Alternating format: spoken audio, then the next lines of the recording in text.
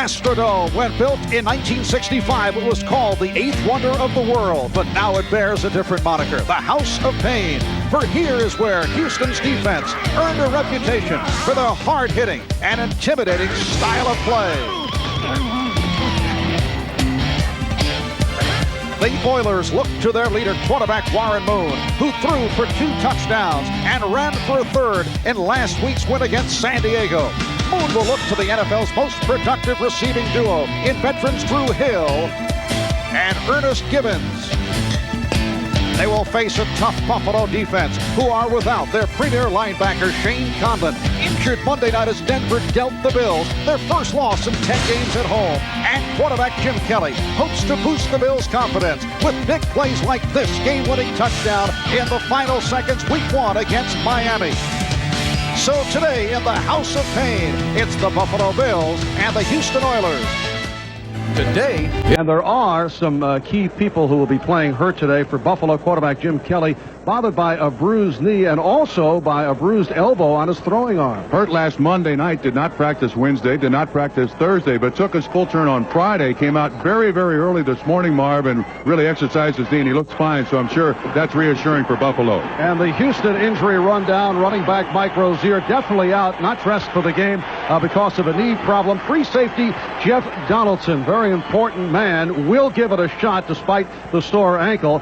So important that head coach Jerry Glanville says he is the key to the Houston defense. Yeah, the problem, too, with Donaldson is not in the lineup is the young man who takes his place, Tracy Eaton, is a first-year player. So that means the Houston Oilers against the Buffalo Bills today must go with very young players in the defensive backfield for the Houston Oilers. Eaton, last week in interception, has played very well, but he does not have the experience of a Jeff Donaldson, and he and Bubba McDowell will be the 2 young safeties for the Oilers defense today. All right, the Buffalo Bills have won the toss, and they will kick off, and a new kickoff man, Scott Norwood, a very fine field goal kicker, however, has had his problems. Check that. Tony Zendejas will kick it off. Buffalo winning the toss and will receive. And here is Errol Tucker as the deep man. And it is taken by Ronnie Harmon, and he will stay right there. And right at the start, we have some fireworks. These 2 teams, I think a lot of what they do, Marv, is intimidation. And in the outset of the football game, they try to convince the other team that, especially Houston, you're in our house, and our house is the House of Pain, and you're in for a long day. But you can play stupid. And getting a penalty on the first play is not very smart. There's Harmon, just down in the end zone. Dishman right up in his face. And Chris Dishman, the second-year player out of Purdue, has been in the midst of several controversies. In fact, Warren Moon was upset with an unnecessary roughness penalty that he took last week. We're looking there at Kenny Johnson, 22. He's the guy who was yelling and screaming at the official, but the penalty is against the Houston Oilers, a 15-yarder, already the most penalized team in the NFL through the first 2 games. And so the Buffalo Bills start out at their 35-yard line. They go double tight end, Metzelaars, and roll to open it up. Jim Kelly calling the signal.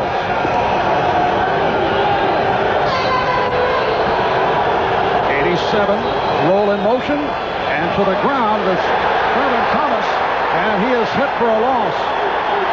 Al Smith and Robert Lyles combined to make the stop as we check out that Buffalo offensive alignment because of the knee injury suffered by Tim Vogler.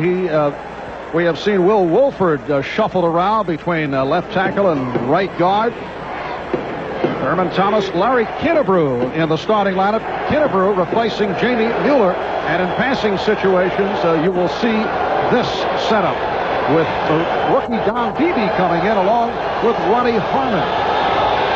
Second down and 11. And Kelly throwing deep left side, and a nice catch by Flip Johnson. Johnson in the starting lineup, replacing Chris Burkett. Burkett, now a member of the New York Jets, a 36-yard reception.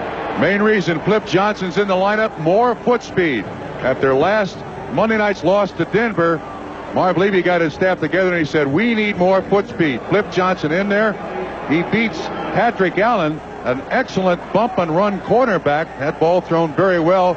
Looks like Kelly's elbow is good and his mobility is good with his knee.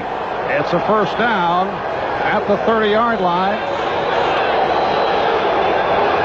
Just underway at the Astrodome in Houston. It is Larry Kinnebrew, stopped by Johnny Meads and Robert Lyles. Now defensively, the Houston Oilers with Fuller, Childress, and Jones up front. Outstanding group of linebackers, Lyles and Grimsley, Smith and Meads in the passing situation. A look at the dime setup with Richard Johnson and Chris Dishman coming on, but normally this the secondary. Bubba McDowell in a strong safety coming off an excellent game against San Diego. It is a 2nd and 8 down at the 28-yard line. Larry Kinnebrew driven back by the combination of the inside linebacker John Grimsley and Al Smith. Very important drive for the Buffalo Bills. Through the first 2 football games of this '89 season, we got a player down. It looks like Al Smith. I take it back. It looks like it's Doug Smith. Excuse me. Doug Smith, the big Smith. Now, he's been out with arthroscopic surgery on his knee. Still not in game shape. Getting up very, very slowly. Looks like he hurt his shoulder. As I was going to say, the Buffalo Bills outscored 28-3 in the first 2 games that they have played in the first half. So opening drives for the Buffalo Bills for the rest of the season, a key.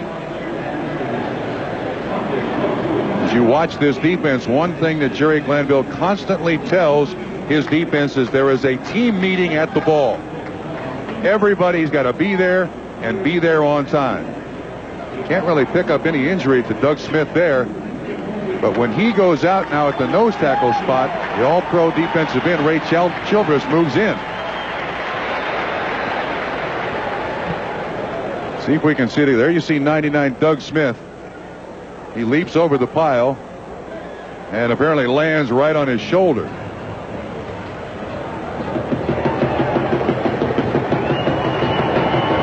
So we'll pick it up with a 3rd down and 5 at the 25-yard line.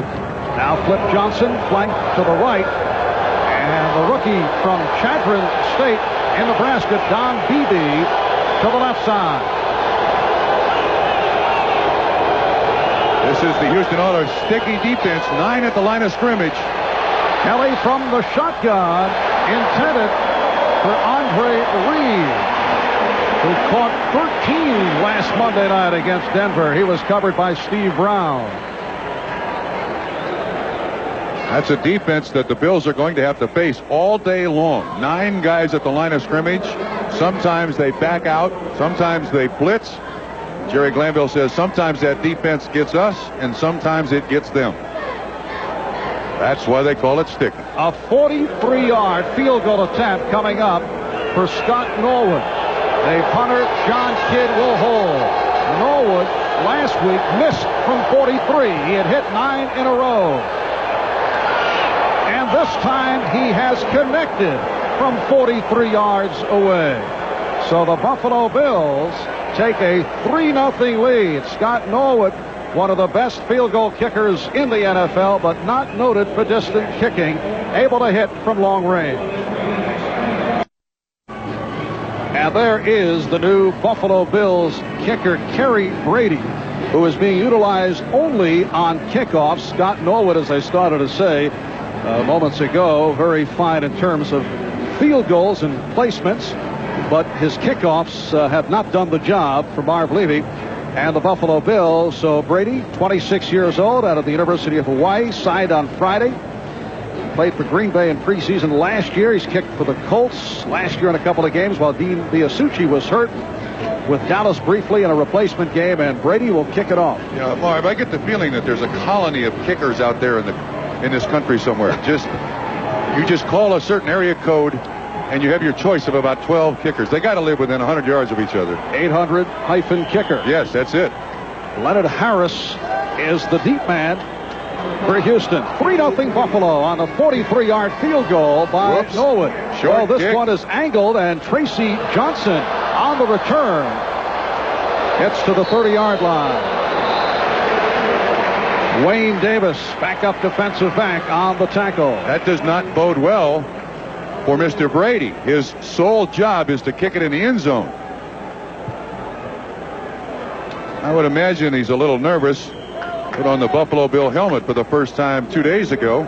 Flies down here with the team, and his one job, kick in the end zone. Unfortunately, kicks it to the 15. Warren Moon and the Houston Oilers start out from the 30-yard line. Change of direction for Alan Pinkett. Pinkett coming off a solid performance against San Diego, stopped by Darryl Talley. And the Oilers with Jay Pennison, sat out last week with a sprained ankle. Back at center, George Yano, though, standing by if Pennison is not able to go the route. And a solid offensive line.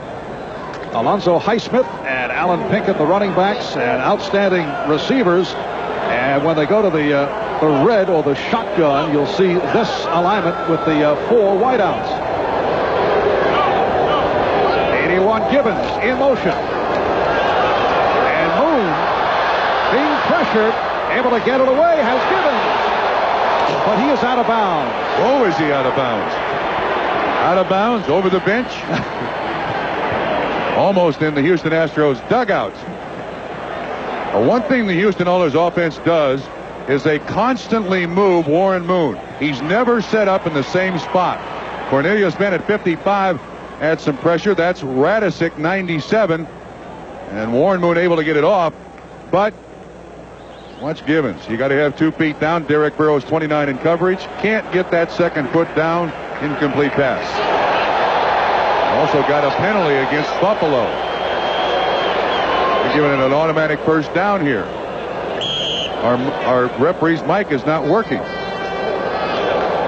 Referee is Jerry Seaman. In fact, that unsportsmanlike conduct penalty on the opening kickoff was against Chris Dishman. That was right at the start of the game.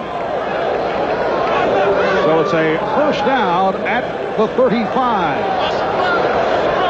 Warren Moon, 6th year out of the University of Washington, recently signed a new 5-year contract. Goes sideline. Haywood Jeffries on the dive. Leonard Smith covering on the play, and it is ruled a completed pass as you take a look at that Buffalo Bill front 7. Shane Conlon out of action, as mentioned earlier. Scott Radisic filling in. And in the passing situation, this the alignment that you will see. Chris Hale and Wayne Davis come in as the dive men. This is the normal alignment. 2nd down and 4 at the 41. Second back coming through. It is Pinkett. Leonard Smith, the strong safety and a very aggressive one, coming up to make the stop right at the first down marker. It is a first down. Jerry Glanville says that Alan Pinkett has what he calls avoid ability. He makes you miss on tackles. He has a real combination of running backs here in Rozier, who's not playing today. Jerry Glanville calls him my downhill runner. He takes on tacklers, runs goal line to goal line. Pinkett, the little scat back, and Alonzo Highsmith, the combination of both. First down at the 46, 3-0 Buffalo. Going with the Tide, and has the tight end Bob Morosco, who makes his first NFL catch. Derek Burrows on the stop. That's very rare. Houston Oilers do not throw to their tight end. Normally when they throw the ball, they're in the 4 wide receiver set so much the tight end is on the bench. This is a drag slant. The wide receiver runs the slant in, The drag by the tight end, Derek Burrows, really hammers him. It's about a 6-yard pickup. Roscoe, rookie out of Penn State. Last year starter, Jamie Williams left unprotected. Signed with the 49ers. Morosco in the starting role. 2nd down and 5. It is Pinkett. Tried the left side, had it closed up. Buffalo Bills grabbing for the football. Cornelius Bennett getting credit for the tackle. One of the things the Bills defense does very well, at least they did last year, they haven't really stopped the run that well this year in the first 2 games. But they are a great team at spreading across the line of scrimmage and taking away those little gaps for the running backs to shoot through. It'll be a 3rd down and 5 at midfield. Houston with 4 wide receivers, Marv. Jeffries, Hill, Gibbons, and Duncan. Moon again getting the time and able to complete to Drew Hill. Hill got to the 5. And he was bumped out just short of the goal line by Derek Burrows.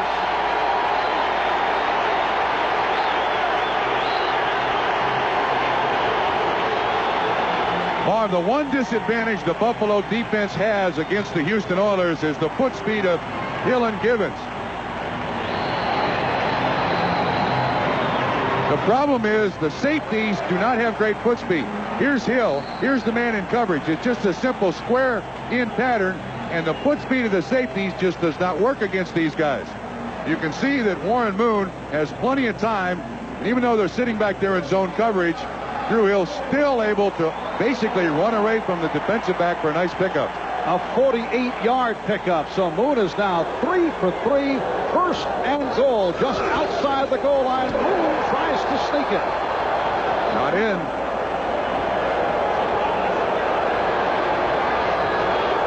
Ray Bentley able to stack up Moon. And a 2nd and goal is coming up. If you're Walt Corey, the defensive coordinator of the Buffalo Bills, that's your biggest nightmare against this particular Houston Oilers football team. He doesn't get in on this sneak, but I think Houston is going to run those crossing patterns. Bentley and Radisic 50 and 97 on the tackle. Those crossing patterns deep down the middle going to hurt Buffalo all day. 9th play of the drive.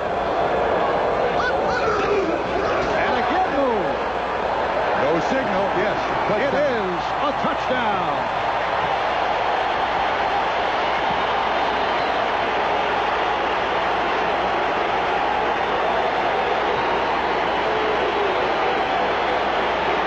So Houston taking a 6-3 lead on Buffalo. Big play of the drive, the 48-yard pass from Moon to Hill, longest reception this season against the Buffalo Bills. Tony Zendejas with Greg Montgomery holding, attempting the extra point. So the Houston Oilers take a 7-3 lead on the Buffalo Bills.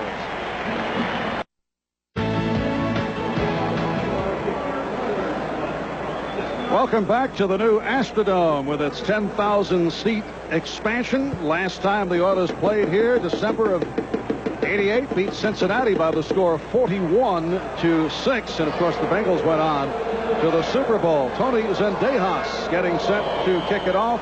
Houston with a 7-3 lead. Leonard Harris, the man in the middle, awaiting the kick. And Harris stays in the end zone. Bob, let's go back to that touchdown throw. Warren Moon, or I shouldn't say that touchdown throw, but big play. Here's Hill right here. You got man-to-man coverage here, man-to-man coverage here, man-to-man coverage here, and these two guys are zoning. Well, Drew Hill just runs up and away from Leonard Smith. This is an easy completion. The reason we come back to this play is this is a play that will be open all day long. I think Buffalo's major concern is safeties, foot speed.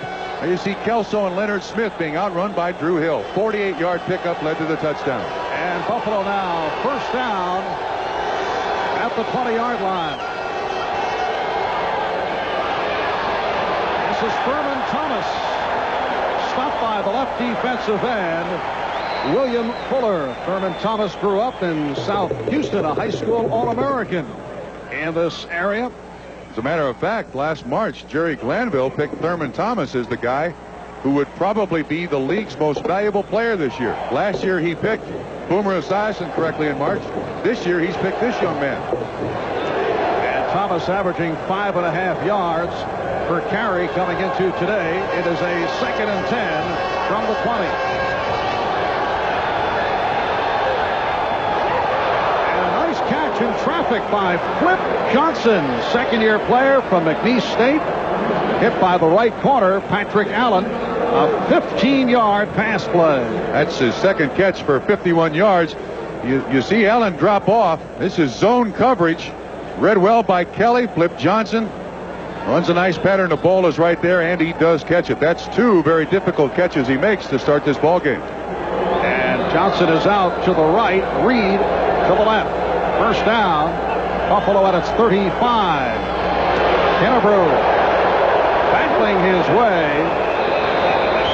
Larry Kennebrew starting in place of Jamie Mueller, stopped by John Grinsley, number 59. This offensive line of the Buffalo Bills revamped. They basically have a center and 4 tackles. Grimsley stands Kennebrew right up, which is a pretty good job. Kennebrew at about 250. That's the old counter series. This group has got to play better for the rest of the season. This offensive line has been good, not great. 2nd down and 7. Buffalo at its 38. Now Thurman Thomas flank to the right on a slant. It is Kennebrew, and he is stopped behind the line. Ray Childress, the nose tackle, combining with the outside linebacker, Robert Lyles. See, Marv, what's happened to the Buffalo Bills in the first 2 games is they're in the same situation now, behind.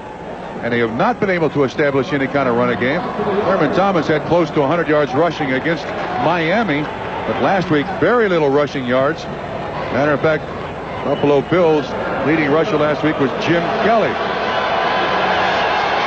And the Bills have trailed for more than 85 minutes over their first 2 games. So as you say, they have been coming from behind, and that takes them out of what they'd like to do offensively. 3rd down play, and Flip Johnson on the reception again has collected the first down. Patrick Allen covering 13-yard pass play. Flip Johnson is in the starting lineup because after reviewing the tapes of last Monday night, Marv Levy decided to drop Chris Burkett from the starting alignment, promoting Johnson to take his place. Burkett was told about it and had what might be considered a strong reaction. He left the team. He's cleared out his locker. He's gone. He was waived, and then he signed with the New York Jets. So he is now a Jet in uniform at Miami for their game later on. First down at the 50. Second back coming through, Thurman Thomas. Childress and the strong safety McDowell on the stop of Thomas. 3.5 remaining in this first quarter. Norwood on a 43-yard field goal gave Buffalo a 3-0 lead, and then Moon, after the long drive that was sparked by the 48-yard pass to Hill, took it in. 7-3 Houston. 2nd down, 7 at the Houston 47. Reed, and he goes for Reed. Taken up at the last instant. Steve Brown able to recover, but apparently it hit him off the helmet. If that ball is thrown to Andre Reed, it's 6 points, Marv. Reed should come right from the left. There he goes by Patrick Allen, like Patrick Allen was standing still. But the ball is underthrown and hits Steve Brown hits Steve Brown right in the back of the helmet. Oh my goodness. Those are opportunities you cannot miss. That was not a blown coverage by Steve Brown. Andre Reed just blew right by him. 3rd and 7 at the Houston 47. Kelly for Thomas, and broken up. the free safety, Tracy Eaton, in the lineup. Well, the injury suffered by Jeff Donaldson, able to get a hand on it. Now this is well done by Tracy Eaton.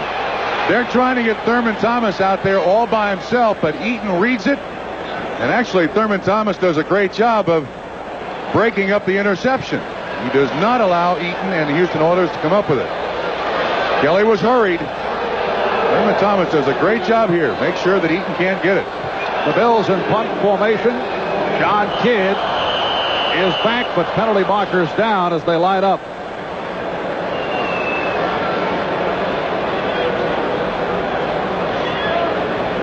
And here's the call by Jerry Seaman.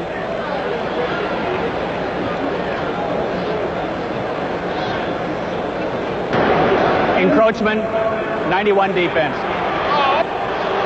Encroachment is contact across the line of scrimmage. And that was Johnny Meads on the call. Correction, I mentioned that Chris Burkett, who was signed by the Jets, is in uniform, or will be in uniform, for the Jets today against Miami, but we're told he will not be dressed for the game. Bills did him a great favor. You know, they waived him. They could have suspended him. Right. And he sits the whole season without money in his pocket or anything, but they must like the kid, even though he was upset with their decision to demote him, because he's still going to play in the NFL this year. And that is Kenny Johnson, 10-year man from Mississippi State, back at his 10. And here is the punt from Kidd. And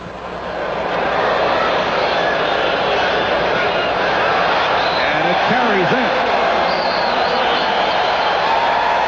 So they'll bring it out to the 20, a 42-yard punt by John Kidd.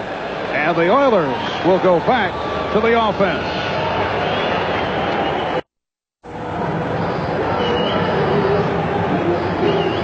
Welcome back to the Astrodome. Marv Albert, Bob Trumpy.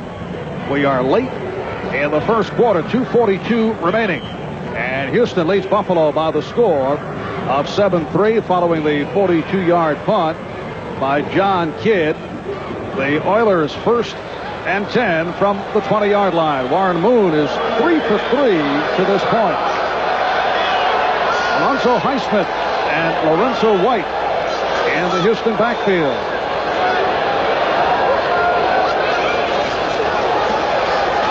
And it's White,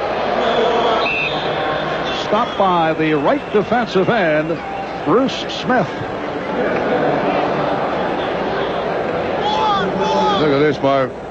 The Houston Oilers immediately go with the 4 wide receiver set. Last week against San Diego, they went to it almost 70% of the time. And a swing around the ticker. Joe Montana going against Randall Cunningham. 7-0 San Francisco. Giants now up 14-0 on the Phoenix Cardinals. Second down and 8. Here's that formation again. 4 wides.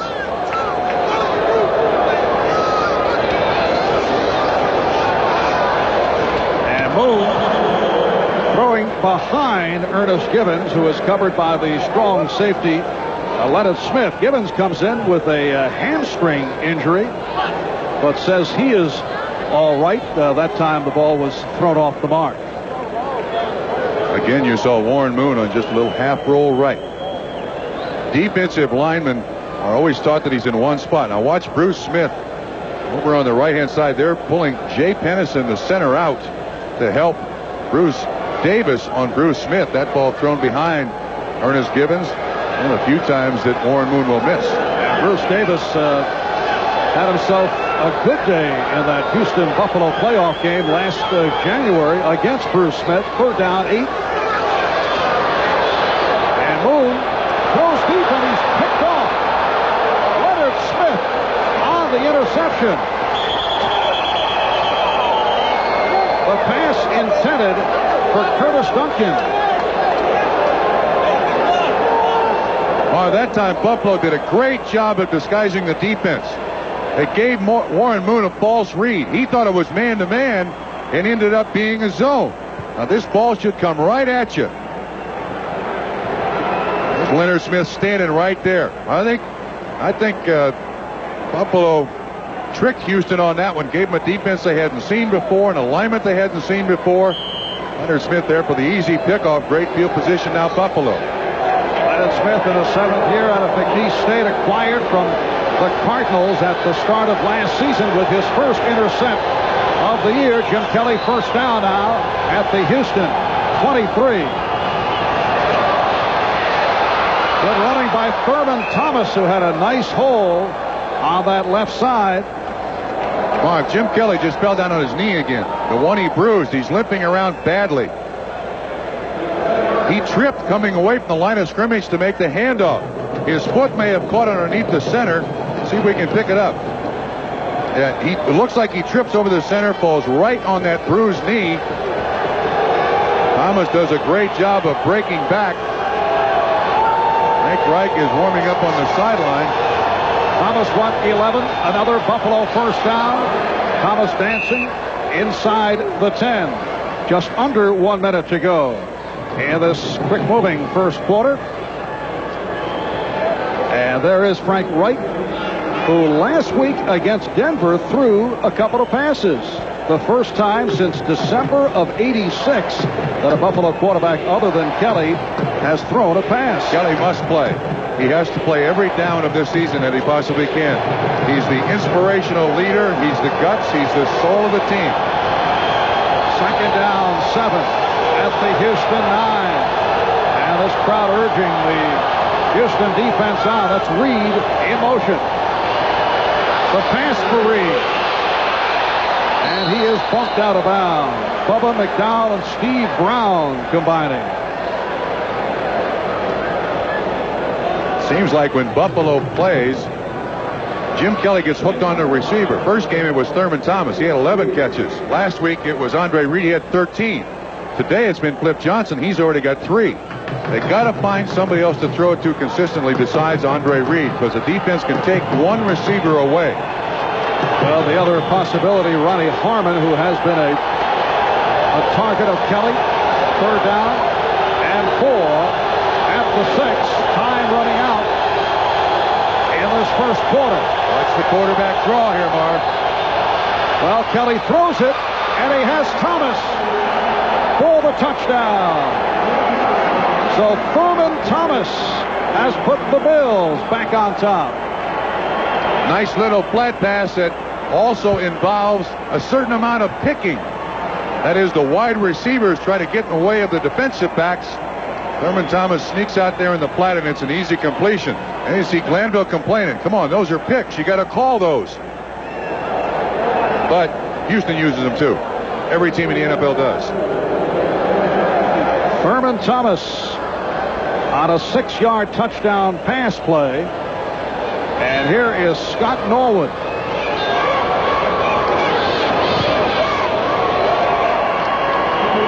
So the Bills recapture the lead. 10 seconds to go in this first quarter. We'll be back here at the Astrodome in a moment. Here's the touchdown once again. Now, you're not going to be able to see the picks happen, but you'll see the net result. Watch to the right. There's Harmon picking 2 people. Andre Reed picks the corner. Thurman Thomas is out there by himself. And Coach Jerry Glanville has seen those picks for the last 20 years in the NFL. He knows they're illegal, but you always, as an offense, try to get away with them anytime you're down in the scoring zone. And now Kerry Brady will kick it off. The new Buffalo kickoff man. 10 seconds to go in this first quarter. And again, he angles it. Tracy Johnson on the return. The rookie from Clemson is tripped up, reaching out near the 25-yard line. Chris Hale on the stop. And a check of the 10-minute ticker. Philadelphia now in front of San Francisco. Minnesota and Pittsburgh tied at 7. See, you know, that's got to be a touchdown and a safety for Philadelphia. Not 3 field goals, I believe. And Chicago up on Detroit. Giants with that 14-0 lead. Washington, Dallas tied at 7. 2 seconds left in this first quarter. First down at the 24 for Warren Moon and the Oilers. And here's Pinkett. Picked up a yard on the play of the strong safety, Leonard Smith, on the stump. And that will wrap this first quarter. So the Buffalo Bills in front of the Houston Oilers after one. And there's Buffalo inside linebacker Ray Bentley with the Alice Cooper look, Bob. There's a lot of ways to put eye black on. That's not one I would choose. Ray Bentley, who leads the Bills in total tackles, took over as a full-time starter last year. He's the author of children's books, Darby and the Dinosaur. Very, very successful. In fact, the Buffalo Bills made sure we had a copy of the Dinosaur and Darby. I think Jerry Glanville is still talking to the officials about the picks. It's something that he was concerned about when we were watching film over at the Oilers training camp the other day, Marv. And Buffalo did it in the playoff game and got away with it. He didn't like it, and they're still doing it. And they do it so well that Houston does it too. And now, set to start this second quarter. Second down and 9. Houston at its 25-yard line. And Moon working out of the shotgun and has Gibbons. First down and more. Darryl Talley on the stop, an 18-yard pass play. Our same formation, same play run. They're trying to get the foot speed of Gibbons and Hill against the safeties and or linebackers. This time the coverage is by Darryl Talley. You can see there's good protection here. Warren Moon knows that Drew Hill is eventually going to outrun Darryl Talley. If he has enough time to throw it, it'll be an easy completion. Mentioning that San Francisco-Philadelphia game a moment ago, Montana on a 68-yard pass, and there was a safety with Al Harris tackling Joe Montana. Philadelphia 9, San Francisco 7. First down at the 43, and Alonzo Highsmith took a hard hit. And again, some extracurricular activity. Curtis Duncan of Houston involved. Scott Radisick of Buffalo. Almost like a referee in a boxing match. Separating them out of clinches. Yes. Don't swing on the break, you know. These two teams are very, very physical, and that's part of the way they play. After the play, you know, get a shot in. A word, a shot, a shove, a push, anything. Second down, 6. Houston at its 47 as Gibbons, 81, comes across. Inside handoff, and Highsmith for a short pickup. Bruce Smith on the stop. The Buffalo Bills with a 10-7 lead on the Houston Oilers. The Oilers in that first quarter only 9 yards on the ground. Yeah, of course, the one turnover produced a touchdown for the Buffalo Bills. And 48 out of the 59 in the air accounted for on that Moon to Hill pass play.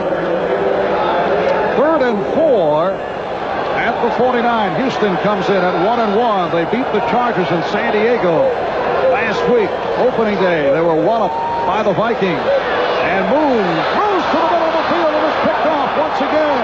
It is Mark Kelso. Kelso with some blocking works his way down across the 30-yard line.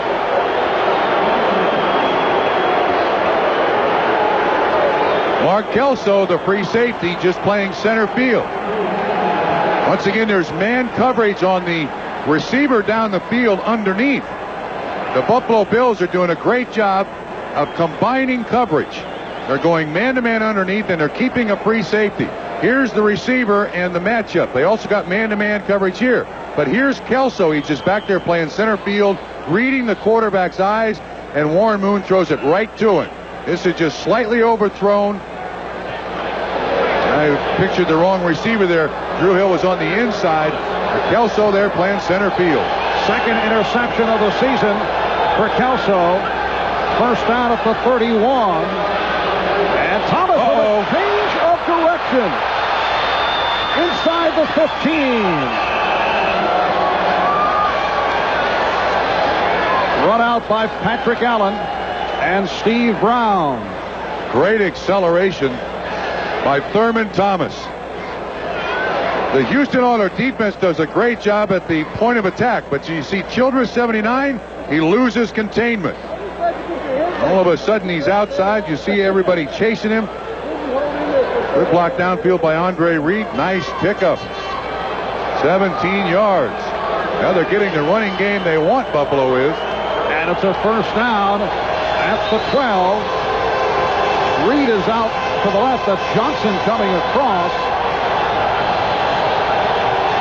A lot of activity as Kelly stumbled, and penalty markers are down. Yeah, that should be on the defense. That's twice now Kelly's got his foot caught in the turf, or an offensive lineman has stepped on his foot.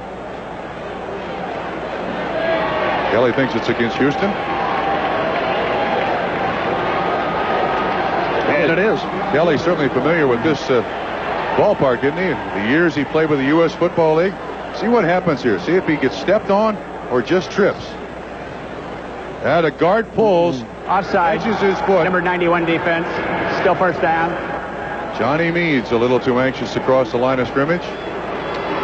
Mention the fact that Jim Kelly is familiar with this area as a member, one of the stars of the USFL Houston Gamblers. Buffalo players telling us that Kelly bought 246 tickets for today's game. First and goal. And this time, Thomas is stopped. Robert Lyles, the outside linebacker, number 93, getting the wraps on Thurman Thomas. Buffalo Bills in the last couple of seasons has had great trouble this spot on the field. Last year, their kicker, Scott Norwood, had 11 field goals inside of 30 yards. That means that it's inside the 15-yard line, and Buffalo could not get the ball in the end zone. Marv Levy told us last night, very concerned about it, working on it to try to get it better, but it's not really produced many points for them. Although several of those field goals and field goal attempts were in low scoring, close ball game. Second and goal. And Kelly has it deflected. Bubba McDowell got a piece of it. Andre Reed, the intended receiver. And once that ball is tipped at the line of scrimmage, that receiver, he is fair game. We'll watch it from behind the defense. 91 Meads tips it at the line of scrimmage, and then they hammer the receiver again, right off his hand. Good job, Johnny Meads. So it is Meads on the deflection, setting up a third and goal. Watch for the picks here again, Marv.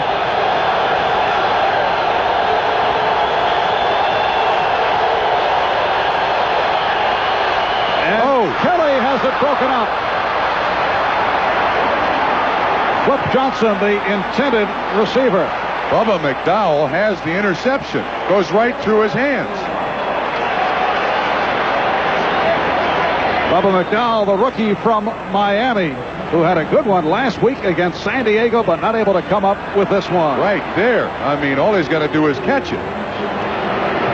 I think Jim Kelly forced that one in a little bit. There was no receiver open. He was hoping for a miracle there.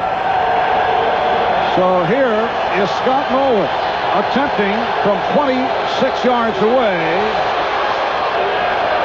And he's put it right through. So Norwood hitting from 43 and now from 26.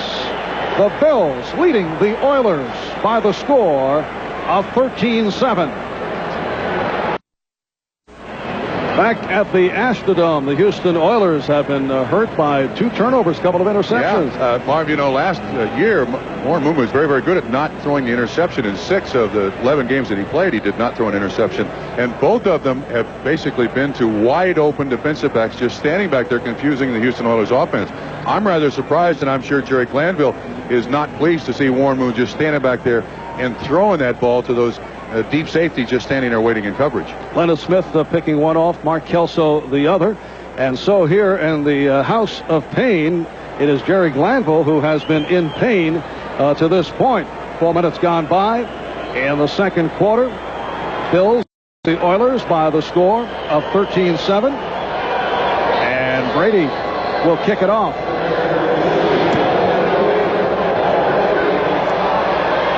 This is Leonard Harris to the 10. And hit hard at the 20 with a penalty flag toss. Carlton Bailey, number 54, making the stop. That was a big hit. Illegal block in the back. Houston. You know, this game really hasn't taken on the personality of a Buffalo-Houston game yet. Yeah, we've had a little pushing and shoving, but normally after every single play, a fight breaks out. I think that's the only reason they have huddles sometimes, to make sure that the fights don't continue. Illegal block during the return. Number 45, receiving team. First down. Well, we finally hear Jerry Seaman. Tracy Johnson called on that illegal block. I think we can see this one. This is a rookie, and the coach will tell him right there is the block in the back. Don't do that, son. First down from the 10, and here's Pinkett looking for some daylight. Alan Pinkett stopped by All-Pro Cornelius Bennett.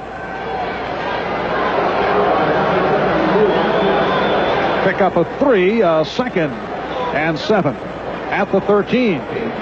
Scott Radicic replacing Shane Conlon. Excellent run stopper. But this Buffalo Bill defense is an awful lot better run-stopping team with Shane Conlon there. Not that Radicic is not the same kind of player, just that Conlon has more responsibility. Conlon also injured, missed the playoff game last season against Houston. 2nd down, 7.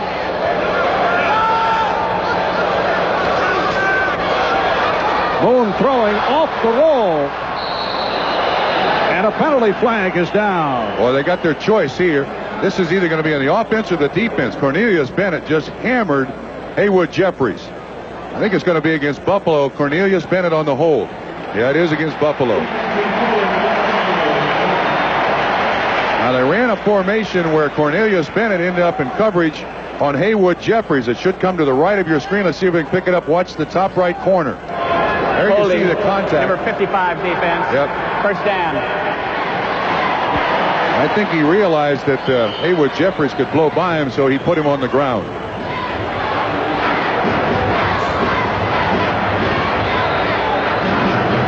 Houston Oilers coming into today number 1 in penalties in the NFL. Not a surprising statistic, but they're on top of the heap. So the first down for Houston. And again to the ground, Highsmith, and he is bottled up.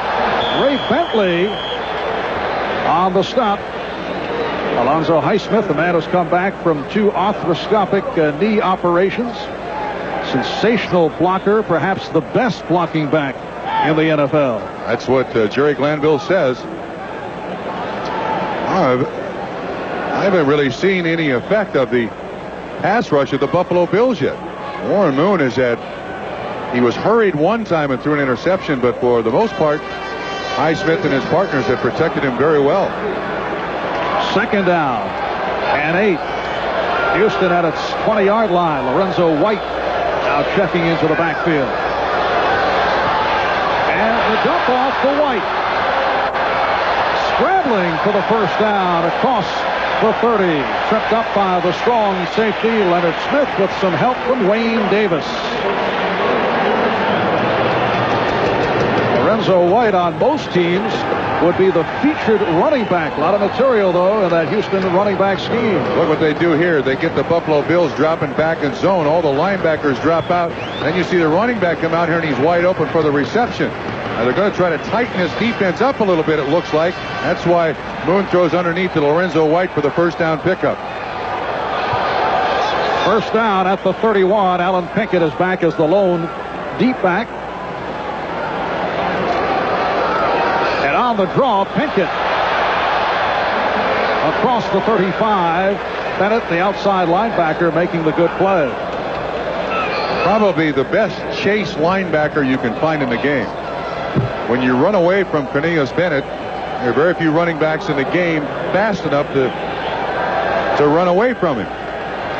Watch what happens. And it comes inside, Radicic, or from the outside, Radicic from the inside. Bennett's only 235 pounds, so most teams try to run at it because he can chase most of them down when you run away from him. It is a 2nd down and 5. And Moon tries to hit Gibbons, and the pass was off the mark once again. Again, that was the red formation, the 4 wide receivers.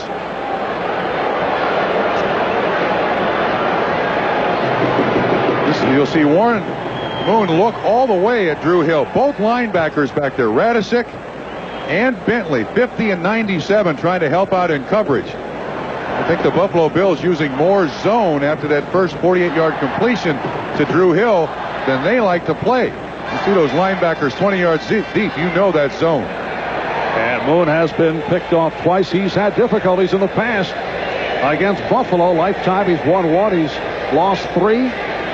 3rd down, 5. Moon able to stay in the pocket and then overthrows, but we have a flag down. Marv, I think that ball was hit out of his hand just as he threw it.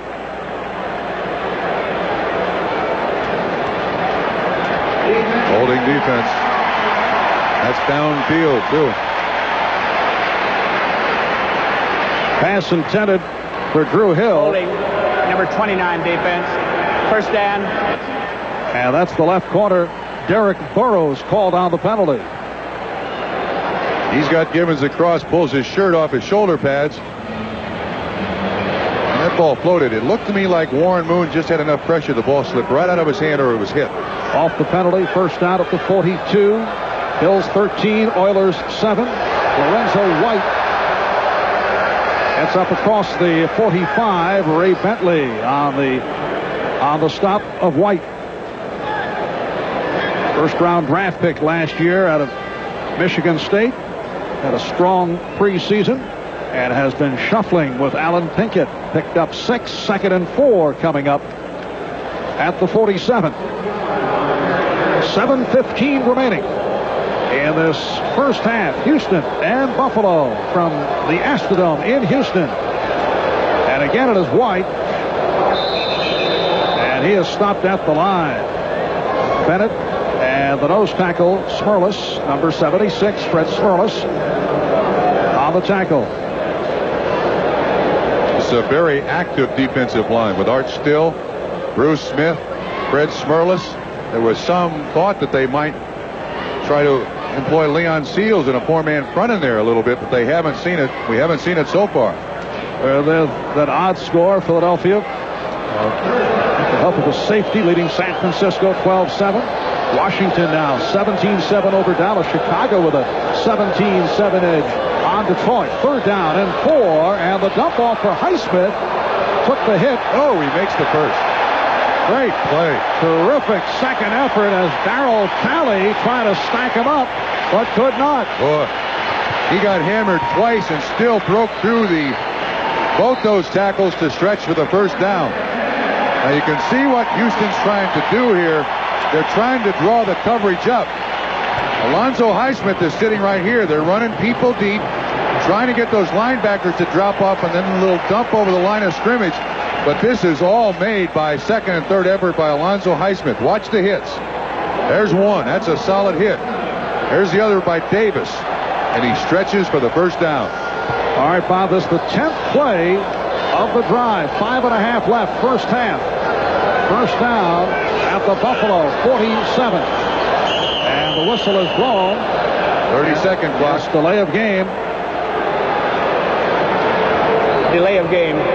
Offense, still 1st down. Just saw Glanville there, unique in the NFL in that he calls all offensive plays as well as the defense. I don't know of another coach in the NFL that does that. I ask him why, and he says, hey, if we lose, I get fired. So if I get fired, I'm making all the decisions. These days, is that too much for a coach to handle? I don't think so. I really don't think so, because this is not a sophisticated offense nor defense by Houston. It's just get it done. Execute. 1st down and 15 out of the shotgun. Or the red gun is called by the Oilers. Duncan on the completion. Just short of the 1st down. Burrows, the left corner, up to make the stop on Curtis Duncan, number 80, 3-year man, a 10th round draft pick from Northwestern. Now they've changed their priorities. You'll see Duncan at the top of the screen. They started the game throwing the ball down the middle. Now they're going underneath and to the outside. They're doing a great job, Houston is, of manipulating this Buffalo defense. Warren Moon with 7 receptions to 7 different receivers. 7 for 12 overall. 2nd down and 3. Moon with the time, and he has Gibbons for a 1st down. Smith and Bentley on the tackle. No pass rush. Marv, you see what Buffalo is doing here? I believe they are so concerned with the speed of the wide receivers from Buffalo, they are not committing linebackers to the blitz. You just called Bentley and Talley on the tackle. They're dropping those linebackers off to help the defense. You see them all 4 in a row. Look at them. See, nobody's blitzing. So Buffalo's rushing just 3. There's no pass rush. Moon has time, and they're picking him apart. 2nd catch for Gibbons. 1st down at the Buffalo 34. It is White dancing a bit, could not find the hole. Bentley on the stop. And Jerry Glanville continues to shuffle the running backs. We've seen Pinkett, Highsmith, and White. Rozier is out with a knee injury. At Houston, offensive line, Jay Pennison has been able to hang in despite the ankle problem at center. Munchak, Matthews at the guards. Steinkuhler and Davis at the tackles. Out of the red gun, 2nd and 8. And Moon just dumped it. He felt he was going down, and he got rid of the football. Bruce Smith, the outside pass rush around Bruce Davis. There you see 78. First time they've really gotten to him. And you'll see that big arm come up around Warren Moon. First time they haven't done a good job. That time, Bills came with a true 4-man rush. So Moon able. They had Seals in there. They had Jeff Wright in there, along with Bruce Smith. And you see Davis on Smith. Smith just runs around him. Isn't that spin move that he has made famous? That first step he has, best in the game. That first step, he's 4 yards across the line of scrimmage. But Moon able to avoid the sack. 3rd down and 8. Now Moon with the time, and he has Duncan. 1st down inside the 20. The ball was stripped, but they'll bring it back. He was down. Picked up 14, and Duncan is shaken up. He was stopped by Leonard Smith and Mark Kelso. They're both down. Burrows, 29, is on the ground. And Duncan right next to him.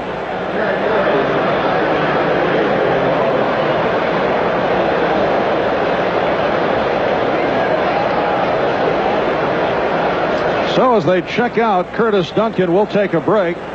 2:29 left. 1st half. Back in Houston, they have called for the stretcher for the injured receiver, Curtis Duncan, or is it Derek Burrows? Both down on the play. I think Duncan got up. Burrows is still on the ground, still lying on his stomach. This is a nice delay run by the Houston Oilers. This is Duncan in motion, and what they do is clear everybody out. Everybody goes, and then it's just a delay across the middle. The collision happens down here, and it's not a particularly good, pretty sight, but this is a nice delay run. Moon finds him. Now watch the collision at the end. He gets hit twice. Eric Burrows hits the receiver, Duncan, on your right, and then is hit by Leonard Smith, and the helmet right in the middle of the back. There's the first hit. You always hate to see a player hit with his helmet down, Marv. That is the most dangerous part of the game of football. So they are gingerly placing Eric Burrows on the stretcher, and as you can see, much concern on the part of Marv Levy and Buffalo teammates. When we resume, the 15th play of the drive coming up, second half of our NBC doubleheader. The Raiders go against the Denver Broncos. They have had some beauties down through the years. The Jets play at Miami, Kansas City at San Diego. We suggest you check local listings for the game in your area. And elsewhere today in the NFL, all the scores and highlights coming up. NFL Live at halftime, Bob Costas, O.J. Simpson presiding. Philadelphia leading San Francisco in the second. Seattle now up on New England 7-3. Minnesota and Pittsburgh tied at 14. We'll continue with the scores in a moment.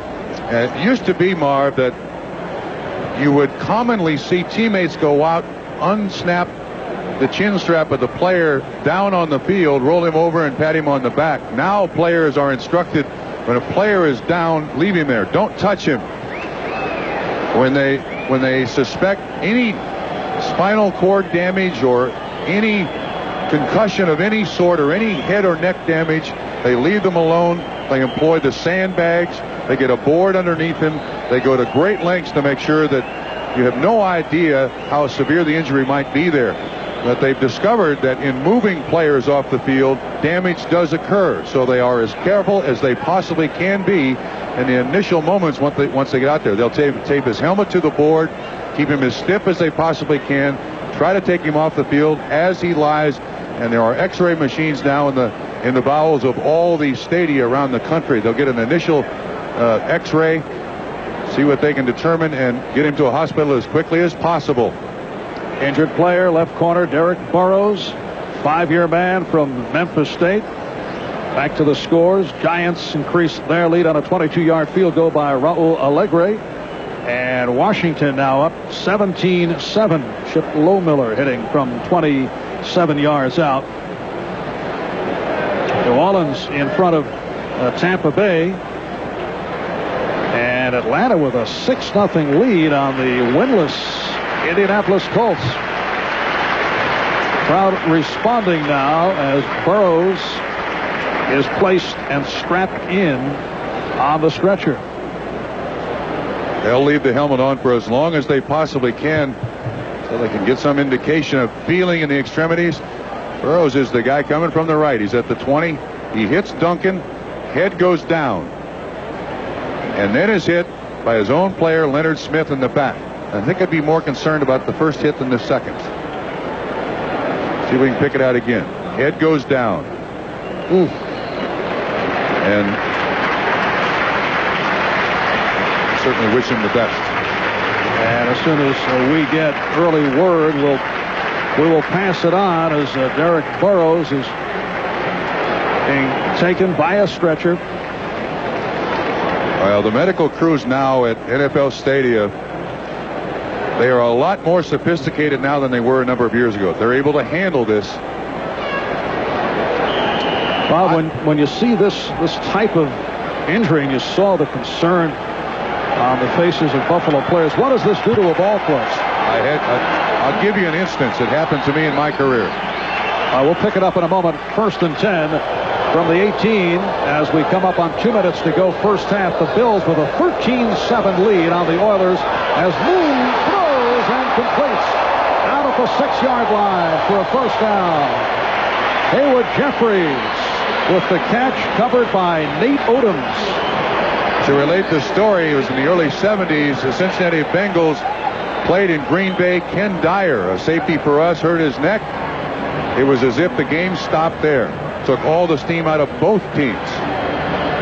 We'll be back at the Astrodome in a moment. Well, officially, the Buffalo Bills are calling the injury suffered by Derek Burrows a neck injury, and he has been taken for x-rays.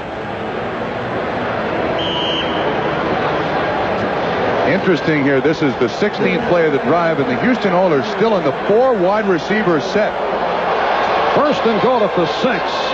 Houston has had the ball for nearly 10 minutes in the second quarter.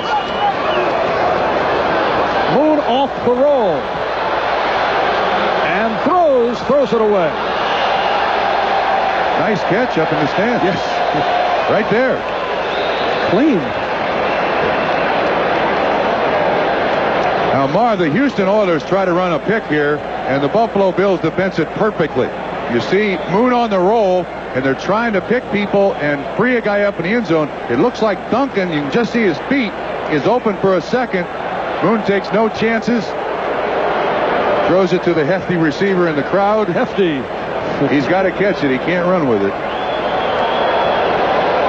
Bob being diplomatic. The hefty receiver. 2nd and goal at the 6. Bruce Davis move. Looks like Davis pulled him off. The left tackle, Bruce Davis. The only thing is, though, from a 2-point stance. False start prior to the snap. Number 77 offense. Now, see, I think that's a premature play.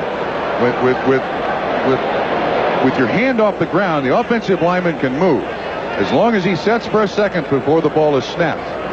I don't think they give offensive linemen enough break in that situation. He's listening for the snap. He's watching Bruce Smith out there, and I don't blame him. So it is a 2nd and goal at the 11. 1:54 remaining. First half, Buffalo 13, Houston 7. And Moon throws incomplete. It is intended for Leonard Harris, covered by Leonard Smith. Not much of an effort there by Mr. Harris. This one should come right at us. He's looking over the field. There's Leonard Smith. A little better effort the second time you look at it. That ball was thrown low, making sure that there was no interception. On this drive, Warren Moon 7 for 12, 79 yards in what has been a extended drive. 3rd and goal at the 11. Duncan is to the right. Gibbons slot right. 85 Hill in motion. Little screen. Pickett. Alan Pinkett for a short pickup. Art Still making the stop. That's a great defensive play by Art Still. That screen was pretty well set up. Davis was out there to make a block, but Alan Pinkett he seemed to trip. You see 56, Darryl Talley not fooled. Davis gets out there, he trips over his own man. Pennison 52 and Davis 77. He trips over his own man, so Zendejas in for a field goal. And the Bills able to hold the Oilers, and Dejas having his problems like last year, off to a slow start. He's only 2 out of 5, 26-yard attempt. High snap, and Zendejas pops it through. So a timeout with the Bills now leading Houston by the score of 13-10. It's the new look House of Pain, the Astrodome in Houston, with 10,000 seat expansion. There are now 2 Diamond Vision screens instead of 1. Also what is called Q View, a new 4-color message board from Japan. 18 plays, 10 minutes, 16 seconds, 81 yards. But only 3 points. Off the field goal by Zendejas from 26, so with less than a minute to go in this first half, the Bills now lead it by 3. A penalty. Errol Tucker stays right there. They'll bring it out to the 20. Buffalo does have to be encouraged. Coming into this ball game, they'd been outscored 28-3 in the first half. And it really, in the previous 2 games, put them in a position where, I believe he told us yesterday, we couldn't do what we wanted in the second half. They had to go to the hurry-up offense. So leading 13-10, at least his team can go in at halftime and come back out again and feel like the game plan is working. There's the Bills drive chart. Yeah, Levy said that last week the mistake was trying to be all emotion, and this led to errors, missed audible, a couple of blown assignments. Kelly tried to set up the screen, but he's put down for the first time. The combination of Sean Jones and William Fuller. Looks like it was set up for Thurman Thomas. A middle screen. Houston takes a timeout here. You see the pass rush from the outside. And They were just trying to get Thomas right on the other side of that pass rush for, and we should be able to see it here. There's Thomas trying to sneak through the line of scrimmage. And unfortunately, 93 Robert Lyles is all over Thurman Thomas, so Jim Kelly pulls it in, takes the sack. So the first sack of the day for Houston with 51 seconds left now in the first half. Reminder to our viewers, we'll be selecting the Budweiser Most Valuable Player for today's game at the conclusion of the game. Jerry Glanville in his fourth full season as Houston head coach. He coached in Buffalo, defensive backfield coach for the Bills back in 1983. He's been a lot of places. Was in Atlanta. Everywhere he's gone, he's had an outstanding defense. This is a defense that he's perfected over the years. It's a very aggressive defense. All right, Bob Costas, O.J. Simpson, NFL Live at halftime. A most interesting profile that you will see also as part of our NFL Live report at halftime. And as Thomas off the handoff for a very short pickup. Houston doing a very smart thing here. They're trying for more points at the end of this half. With that sack on the first down, it's still going to be almost 3rd and 20, maybe 3rd and 18. Timeout was taken by the Houston Oilers with 45 seconds remaining in the first half.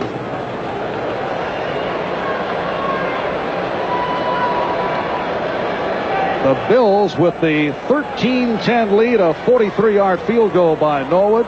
Moon took one over from 1. Kelly on a 6-yard touchdown pass to Thurman Thomas for a 10-7 lead after 1. The Norwood hit from 26, make it 13-7, and a moment ago was Zendejas from 26 yards away to cut it to 13-10.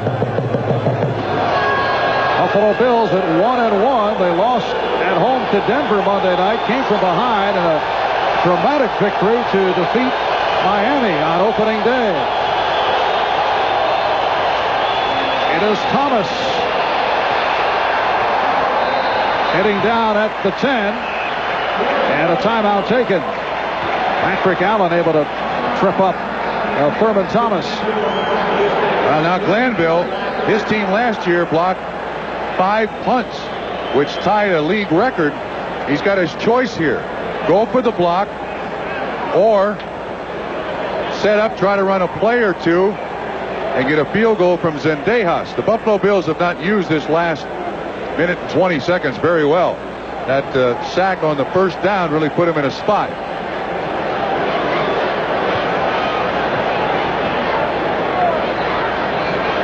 So the punting unit has come on. John Kidd, who did have one block in the Miami game, a rarity for Kidd.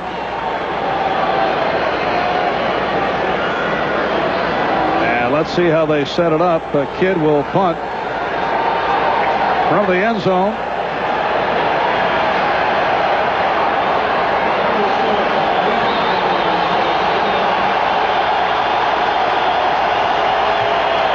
Kenny Johnson back deep. Well, they got 10 men up. Let's see if they go for it.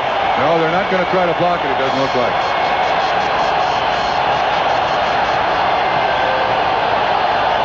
Crowd is reacting.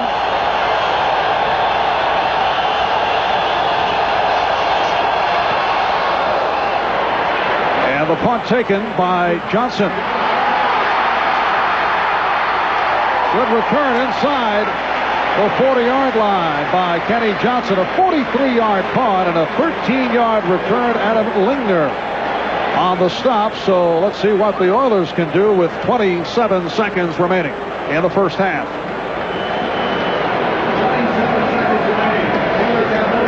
Bob Costas, O.J. Simpson with NFL Live just ahead at halftime. The Buffalo Bills over the Houston Oilers by the score of 13-10 here at the Dome in Houston. And the Oilers now first down at the Buffalo 40-yard line. They need about 15 or 20 yards here to be in Zendejas' range. He's not good long distance. Duncan is to the right, Jeffries left. Moon stepping up and trying to go short range with everyone covered. Intended for Jeffries, who's upset. Wayne Davis, who has replaced Derek Burrows at left corner on the coverage.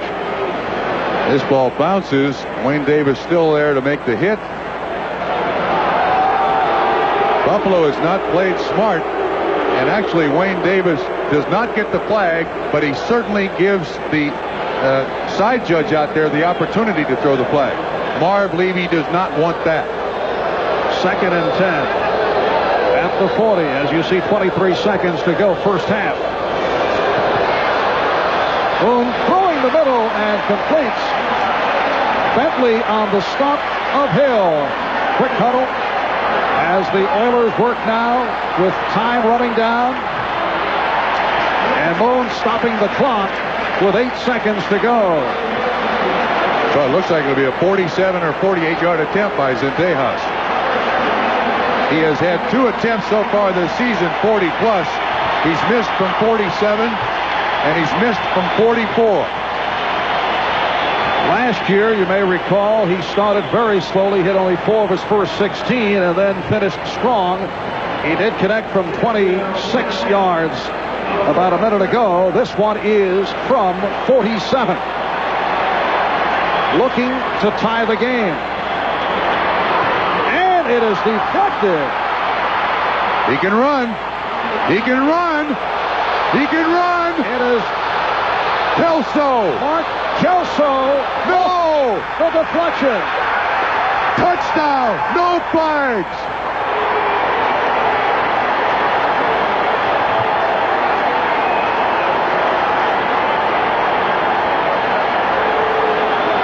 The free safety, Mark Kelso, who came up with an interception earlier, went 76 yards on that blocked field goal. Darryl Talley is the man who blocks the ball. What a shot. See if we can pick out 56. He comes inside on the left side. Ball goes up in the air. Now there's a big block at the end of this.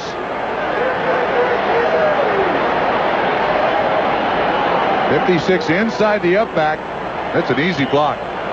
Look, the Bills are shocked.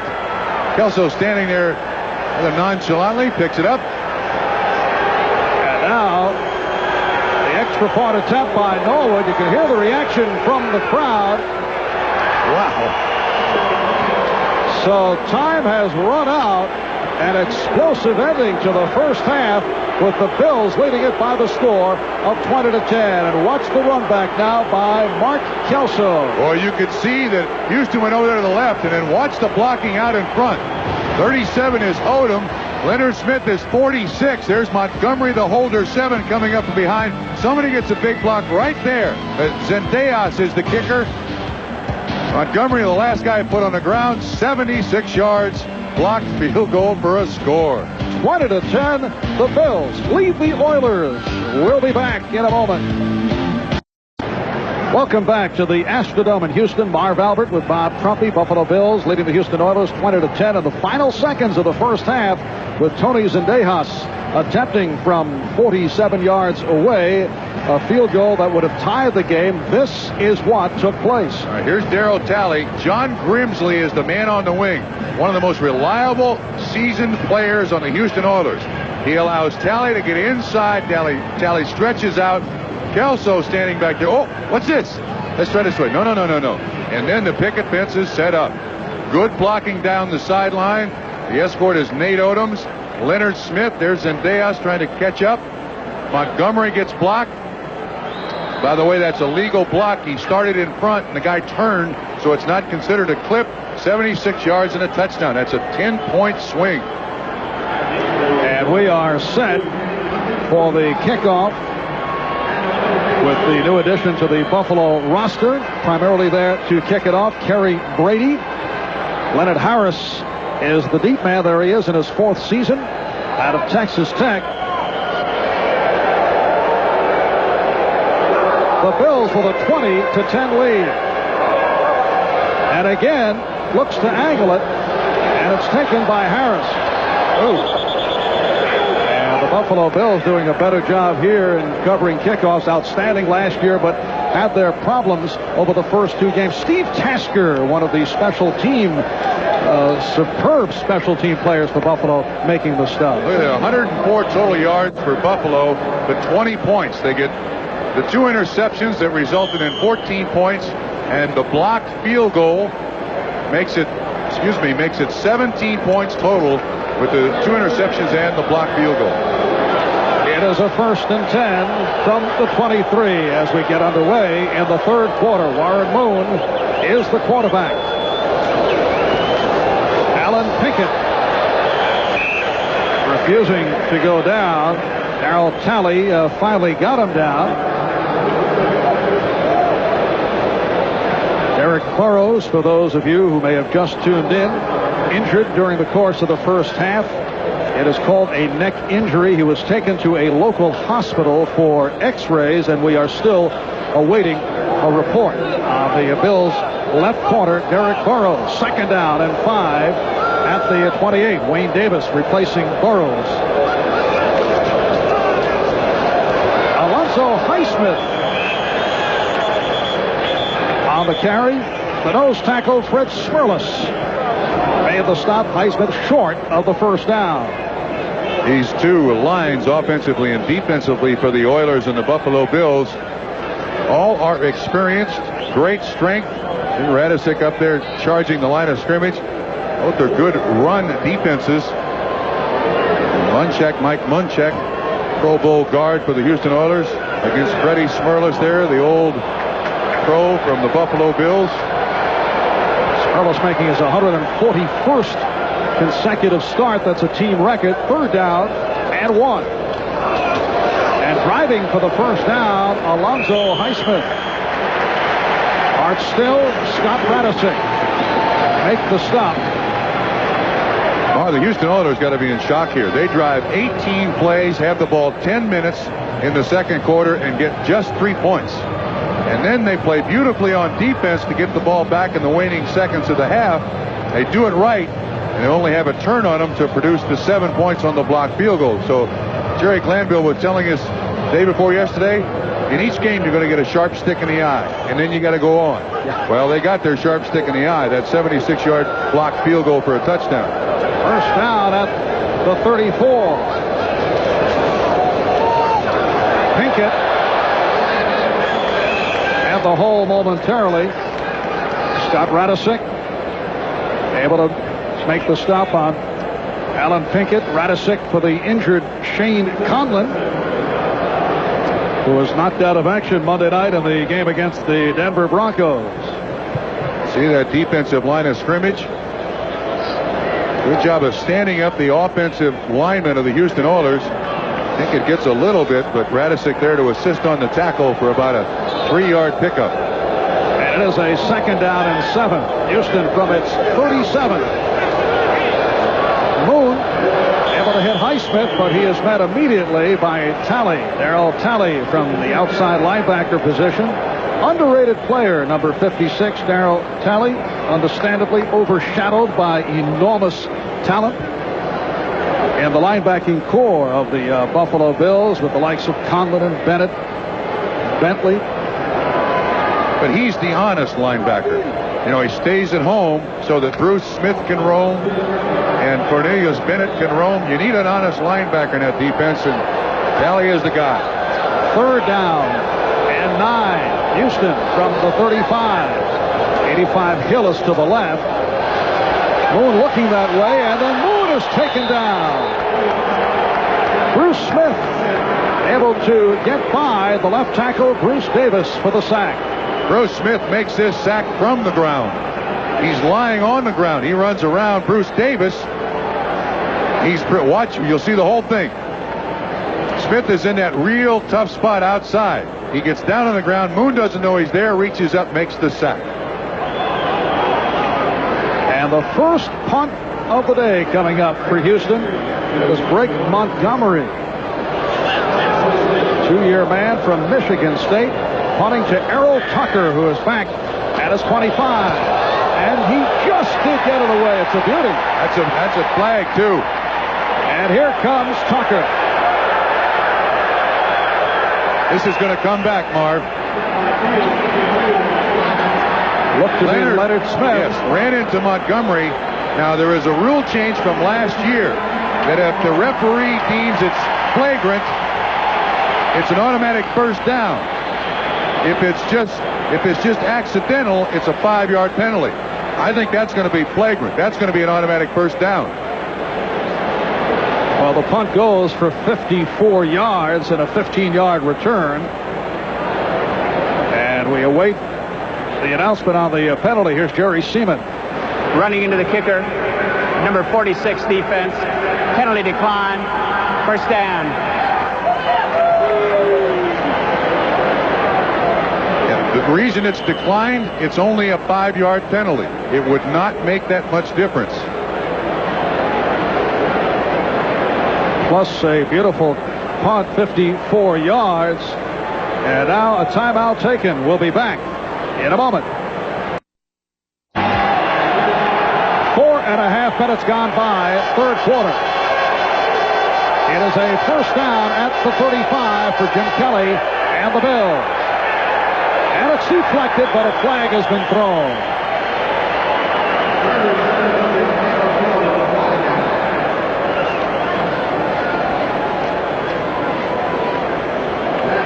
Illegal motion against Buffalo. The Bills 20 and the Oilers 10. Illegal motion. Number 75 offense. Still first down. Quite a turnaround today. Most of those points attributable to the defense. 17 of the 20. 2 turnovers and the blocked field goal. That penalty called on the man they called the house. 6'6", 315-pound right tackle Howard Ballard. So a first and 15 at the 30. And on the handoff, Thurman Thomas dancing for yardage. Gets up across the 40-yard line, short of the first down. Richard Bird, defensive end. And free safety Tracy Eaton on the stop. Eaton filling in for the injured Jeff Donaldson. This is good man-on-man blocking up front. Lead block by 28 Larry Kinnebrew. And Thurman Thomas, very quick of foot, bounces back and forth, has good leg strength as he goes to the sideline now, and Rodney Harmon comes in. Bills had just 104 yards total offense in that first half to produce the 20 points. 2nd and 3. Buffalo at its 42. And once again, the flags fly. Houston's now in a spot where their defense has got to come up with a turnover. False start prior to the snap. Number 75 offense. Still second down. And again, it is Howard Ballard who is called on the penalty. Watch the right tackle. He's right next to 70. You can see his number. There's Ballard moving. I think you were being very kind calling him 315. Well, he says he never used to eat more helpings than anybody else for breakfast, lunch, or dinner. I guess it was all of those meals in between. As Kelly throws deep sideline for Reed. Oh, he catches it. Whoa! Sensational reception by Andre Reed, who is covered by the right corner, Patrick Allen. It's a 34-yard pass play. Just his second catch of the afternoon. And boy, this is in the highlight film. Patrick Allen all over him. He reaches back, it looked like with one hand. Oh, he gets both hands on it. It bounces. Oh, what a catch. Wait a minute. Wait a minute. Wait a minute. Did that ball hit the ground before he got up in his hands? The replay booth is right next to us. Let's see again. It's bouncing. Oh, they're going to look at this. They're going to look at this. Replay official is Dave Kamansky. I think the first replay we had showed that ball bouncing right off his point, back up into the chest of Andre Reed. Watch closely. Ball in the hand, up. He's falling. That ball hits the ground, bounces right up into his hand. Crowd is reacting because it is up on the Diamond Vision screen. I think that's conclusive enough evidence to overturn the reception. And Harry Seaman is awaiting the word from Dave Kamansky in the replay booth. The umpire is John Keck. He's the man with the headset to the replay booth. I believe he's standing there wondering. There's the replay booth right there. Well, I think Marv is getting the bad news. See if we can see it again. Ball's up in the air. Yeah, that ball is back of his arm, and it bounces right back up on it. And that may have been the best angle, and we have the benefit of several angles. I think it would be very difficult along the Buffalo sideline to get a genuine look at what took place.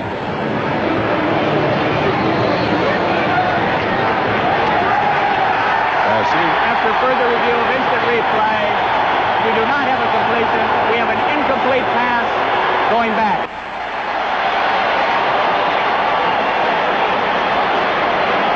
Well, the Bills obviously upset, but if you look at the angles that we just saw, and I think when Marv Levy takes a look tomorrow or late tonight back in Buffalo, he will agree, I would think. Sure.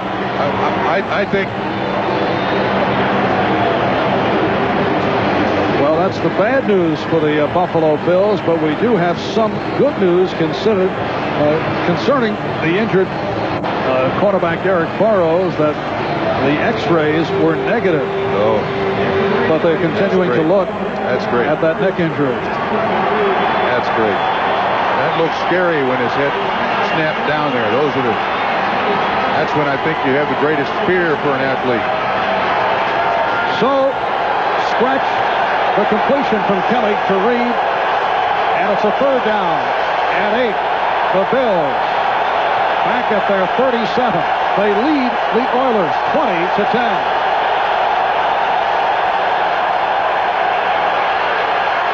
Same play. Yes, Kelly going deep, and a nice catch made by the rookie Beebe. So Don Beebe out of Chadron State in Nebraska goes 63 yards, and Kelly bounces right back as Beebe beats Dishman. His first catch in the NFL. 63-yard touchdown.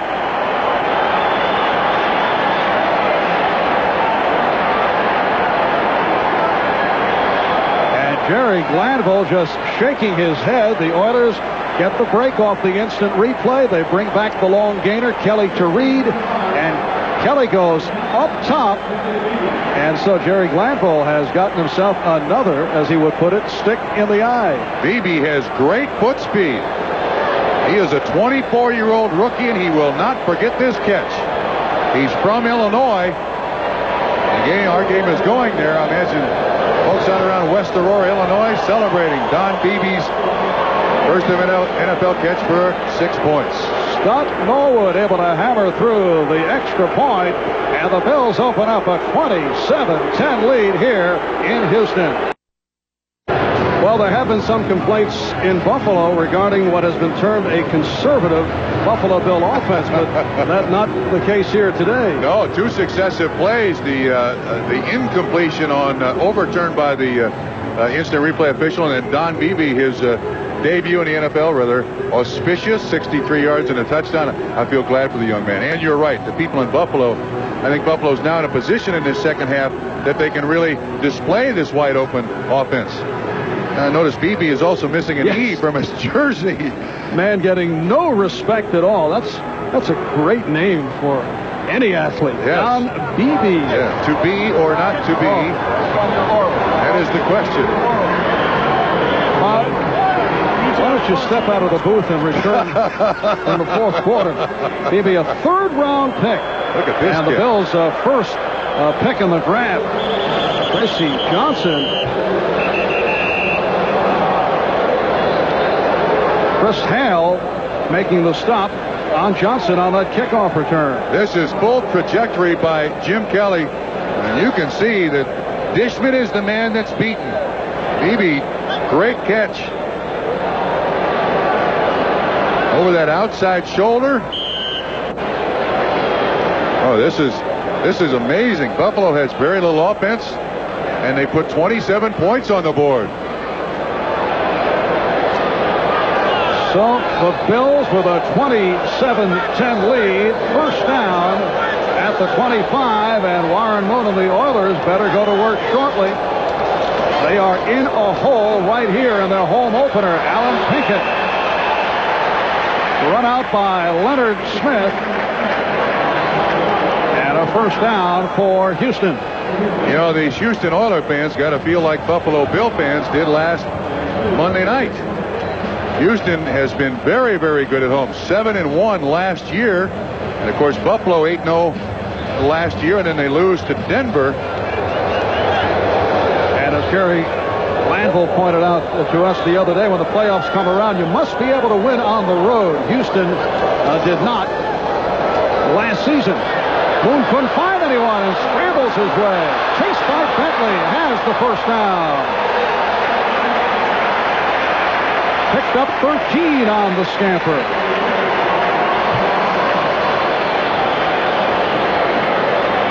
These two teams in the last several years have been very, very poor on the road. It was 8-0 last year. Kelly's got to be happy. He has a little more contribution to the offense with Ted Marchibroda. They're learning a new offense. It's kind of a combination of Phoenix, Cincinnati, and San Francisco. So it's working today. Kelly upset during the week. Had a players-only meeting called on Wednesday. First down at the 48. Alonzo Highsmith tried to turn. Could not make the turn up the corner. Darryl Talley running him out.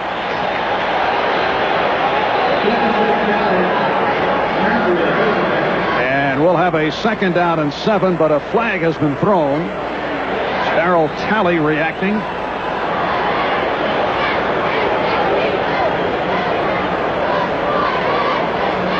Highsmith on the carry. Darryl Talley out there to assist on the tackle. Face mask. 5-yard penalty only. Number 56, defense. Still first down. Well, whatever tricks in their bag that Houston has, they better get them out. They started out the game with the ability to throw the ball down in this coverage by Buffalo. Walt Corey's defensive coverage tightened up a great deal throughout this game, Marv. And now first down at the 44. Again, the Houston receivers covered. Fumble. Moon has the ball stripped. And it appears the Oilers did get it back. Leon Seals, the man they called Dr. Sack, able to cover it up. Warren was just running the thing out in his hand. It looks like it hits on his thigh board. No, it hits on his belly. And Leon Seals doesn't see it, and when he does, he can't quite reach it. Moon recovers his own fumble, and it's a big loss. That was Dean Steinkühler also jumping into the fray, and it is Moon on the recovery. Second sack for Buffalo. So Seal gets credit. Second down 14. Back at the Houston 44.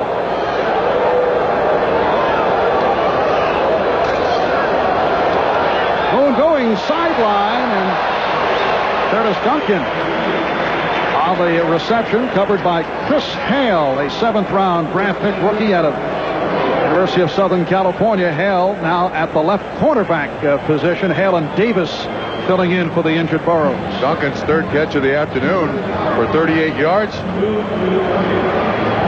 Buffalo is playing solid defense here. They're not doing anything that is really chancy. They're not going to let Houston come up with that big play, they hope. Here's the 4 wides, though. It is a 3rd and 3 at the Buffalo 45. Highsmith with some room. Has the first down. Alonzo Highsmith. Stopped by Kelso and Talley. Jerry Glanville, they got an injured We got an injured Buffalo Bill on the ground. Bruce Smith holding his leg. Well, we had the Red Cross on, and I mentioned we're going to have to read x-rays and maybe set bones. It has been certainly a house of pain for the Buffalo Bills. Burrows hurt earlier, and now Smith taking a shot. There, it's right in front of you. It's Bruce Smith and Dean Steinkuhler. Oh, he hyperextended his knee. He hyperextended his knee. I do not know how serious it is, but watch once again. Watch his right leg. His leg locks. Well, we're not going to be able to see the leg. We'll get it for you again, but his right leg locks, and it kind of hyperextends a little bit. So an official timeout. 6:52 to go in the third. We'll be right back. Last play, Bruce Smith to the sideline, and we'll have to see the severity of the injury. Here's Moon throwing on first down. Pass intended for Drew Hill, covered by Hale and Kelso. All right, a look back now at the play that saw Bruce Smith get injured. He's just gingerly running here, nothing to it. Now watch this, not this step, the next step. Watch what happens. Hyperextends his leg there. Now he did walk off under his own power. As a matter of fact, he's back in the ball game. Again, look. See, his weight gets ahead of it. Kind of an odd injury, but Bruce Smith is back in there. All right, apparently he is all right. Lining up for the 2nd and 10 down at the Buffalo 32. Highsmith with a change of direction to the 25. Bennett and Talley from the outside linebacker positions to make the stop. Now they're already missing Shane Conlon from Monday night's game. And then Derek Burrows with the neck injury of some sort. Now watch him on this play. Bruce Davis on him. It's his right leg. And he's really favoring his leg. Looks like Leon Seals is going to come in, but they're taking Art Still out. Bruce Smith stays in the game. 3rd down, 3 for Moon at the Buffalo 25. Highsmith going wide, running well, has the first down. The strong safety, Leonard Smith, on the stop. They run right at Bruce Smith.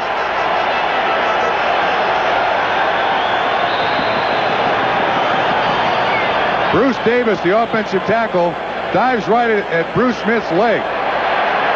He can't get off the block, and you can see he's limping. Now, last year in the AFC Championship game, Bruce Smith got hurt a little bit, kept himself in there, and I think it hurt the Buffalo Bills. An athlete has to know when to take himself out of the game when he's hurting the defense. Personal foul, face mask, number 46, defense, first down. So the flag is on Leonard Smith. That's a 15-yarder, too. Last week, late hit out of bounds. You'll see 46 come out here on Alonzo Highsmith. And on the face mask and hangs on. Pulls him down, 15-yard penalty. Smith has been an overly aggressive player. At times it has cost him, both with the Cardinals and the Bills. First and goal at the 9. Pinkett. Very short pickup. Smith. Both Smiths on the tackle. Leonard and Bruce combining. There's Bruce Smith. Last season led the Bills with 11 sacks. This is just a straight dive. Bruce Smith gets off the block. He assists along with Leonard Smith. Now it looks like Houston coming with the 4 wide receivers here, Marv. And this is the 10th play of the drive. A drive that began at their own 25. 2nd and goal out of the 9, what they call the red gun out of the shotgun. Moon with the time, flag thrown, and Moon goes sliding down at the 6. That was a very late flag. And that's not a flag at the line of scrimmage. Something happened downfield. Offsides defense. That was what 81, Ernest Gibbons was indicating.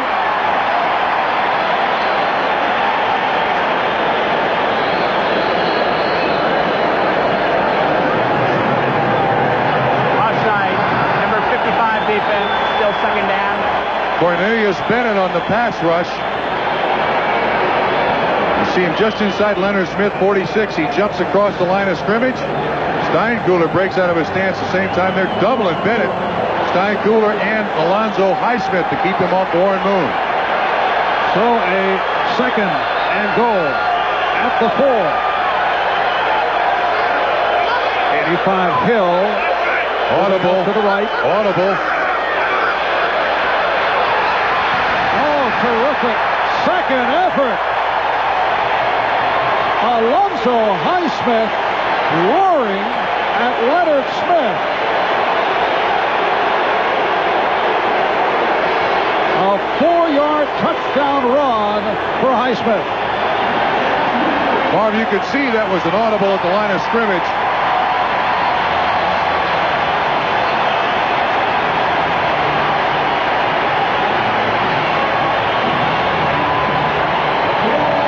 And now Zendejas will try to cut it down to 10. Alonzo Highsmith has been a key man in the third quarter. 37 of his 47 yards on the ground here in the third. Just a moment ago, Alonzo Highsmith completing the 11-play drive, 75 yards, 4 minutes, 49 seconds to cut that Buffalo lead to 27-17. 3:59 remaining in the third. Marv Albert, Bob Trumpy from the new look Astrodome in Houston. And the kickoff by Zendejas. Line drives it. Earl Tucker let it go. So they'll bring it out to the 20-yard line. Marv, coaches spend all week designing plays, drawing them up, and all kinds of things to make them work. And this play, even though it's designed to go to one spot, ends up going to another spot. This is just great individual running by Alonzo Highsmith. See, it's designed to go outside the guard, inside the tackle. It ends up going over the center. And the crowd back into it. First down from their 20. Flip Johnson moving wide to the left. Kelly slipped as Furman Thomas is bottled up. And that is a loss on the play. Childress and Jones combining to make the stop. Got to get the crowd back in the game. This is the house of pain. They haven't been here in 10 games.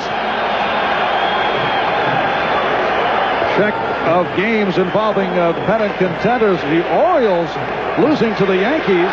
Blue Jays' magic number, incidentally, is 7. California in front of Cleveland. In the AL West, the A's magic number to clinch is 4. A's trailing Minnesota. Kansas City leading Seattle. Second down play. Kelly has it rejected. The left defensive end, William Fuller, goes 6'3", 269, able to bat it down. Now this is a little bit more like the Houston Oilers defense. To this point, played with very little emotion. Finally, the touchdown by the offense. William Fuller gets some penetration and then gets his hand up. And when he gets his hand up, knocks the ball down and knocks the ball down decisively. It is a 3rd and 10 at the 20. 3:09 remaining. Third quarter. Kelly on the run and has the first down. Boy, he's a tough cookie. Up at the 34, free safety Tracy Eaton covering up on Jim Kelly. Bad knee and all. I think Kelly would like to wear number 50. Yeah. As a quarterback, they make you wear a number in the teens, but he would love to be number 50. This guy's a linebacker underneath all of that facade of a quarterback. Nice move. He slides, picks up the first down. Great individual play by Jim Kelly. And originally Penn State wanted Jim Kelly as a linebacker. First down at the 34. And play is whistled dead.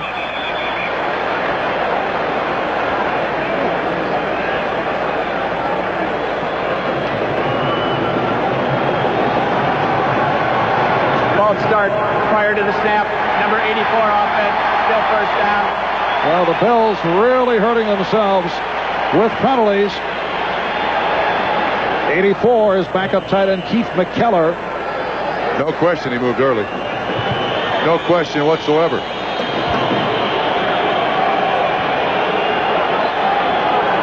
Look at some of the National League games of note. The Cubs with a magic number of 4 leading the Pirates. Cardinals over the Phillies. Later on, Houston at San Francisco. San Diego playing the Dodgers in L.A. Just under 2 minutes to go here in the third, and Kelly wants to talk it over. Timeout called by the Bills. I think it's a very smart move because they've got to take the emotion out of the Houston Oilers here, and a long drive would do it. When we resume, Buffalo first and 15 from their 29-yard line. The Bills leading the Oilers by the score of 27-17 thanks to a couple of interceptions and a blocked field goal attempt that went for a touchdown run. The return by Mark Kelso. Odd score there. That's because of the safety. Philadelphia over San Francisco. New England having a rough time once again after that impressive opening day victory over the Jets. This game's in the fourth quarter. Chicago now in front of Detroit, 33-20. The Giants looking to make it 3-0, leading Phoenix. Washington with a 20-7 lead over Dallas. Washington looking to bounce back from that wild game against the Eagles. And the Indianapolis Colts looking for their first win. Coming up is the second half of our NBC doubleheader. Raiders and Denver. Usually they get together for wild affairs. Jets playing at Miami, Kansas City, and San Diego. 4 of the past 9 games between the Raiders and Denver have gone into overtime, and 8 of the last 11 have been decided by a field goal or less. Shanahan, former Denver assistant, coaching the Raiders. All right, first and 15. Buffalo at its 29. And Kelly again with room, able to scramble, looking for the marker, and he's got it. Hit by Eaton. Well, Buffalo wants a flag thrown on Eaton. Yeah, the Bills not thrilled. They felt that Eaton went after Kelly when he was out of bounds. 16-yard run by Jim Kelly. Tracy Eaton is a first-year player from Portland State, replacing the injured Jeff Donaldson. His dad, Scott, was a defensive back for the Giants back in the late 60s. Now you can understand Buffalo complaining when Kelly is dragged down out of bounds here by Eaton, because last week, I think you saw the graphic earlier, 3 times Buffalo was flagged for late hits, and the entire Buffalo sideline goes berserk. They want the flag thrown. Just make it even. You're going to call them on us last Monday evening, call them on them today. Now the Bills have Thurman Thomas flanked out to the right side. Fumble. Killebrew had it not loose. I think Kelly got it back. Robert Lyles with the good strip of Larry Killebrew. That's what Buffalo did not want to do, turn the ball over. They get very lucky here from behind the offense. Killebrew is stopped right at the point of attack. Slides along. And you see Lyles, 93, hit him. Grimsley has a chance at it. Childress has a chance at it. And Kelly finally comes up with the recovery. Second down, 16 from the 39. Kelly with the time. Lofts one that is broken up. Pass intended for Flip Johnson, covered by the right corner, Patrick Allen.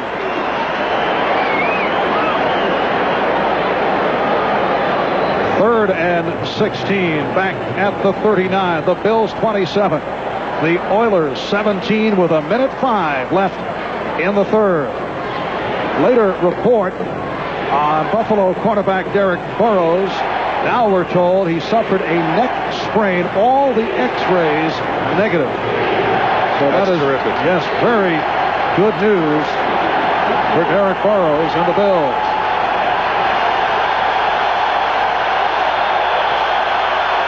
Here's the third down play. Kelly had nowhere to go. William Fuller made the play.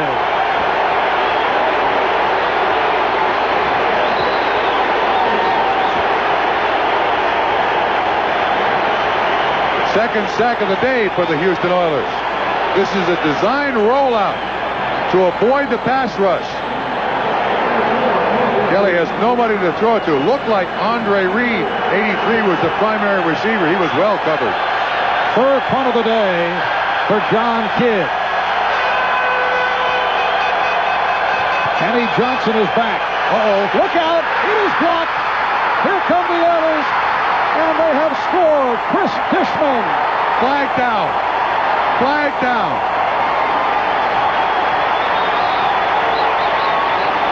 There is a flag down.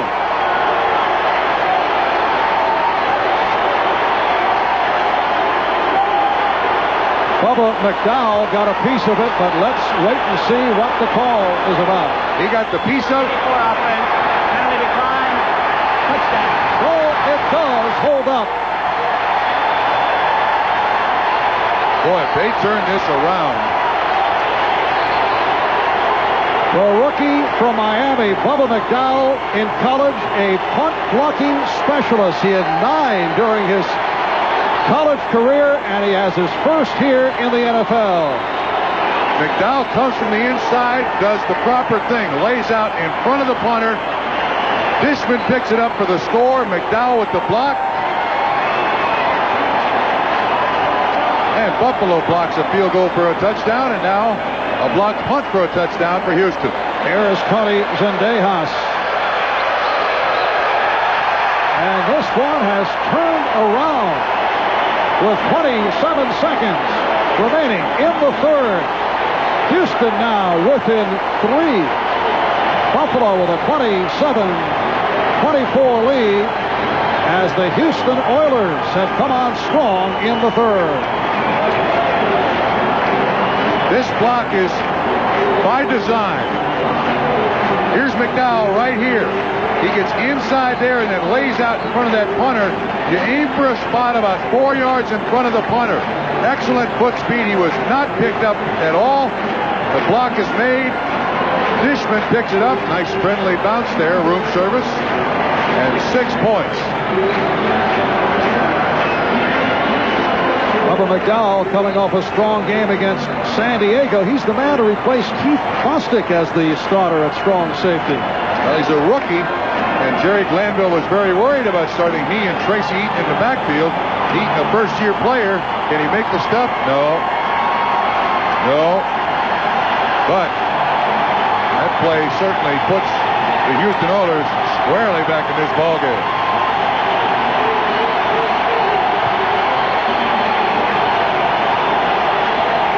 Tony Zendejas will kick it off. The deep man is Errol Tucker. As Bob mentioned earlier, last season the Oilers blocked 5 punts.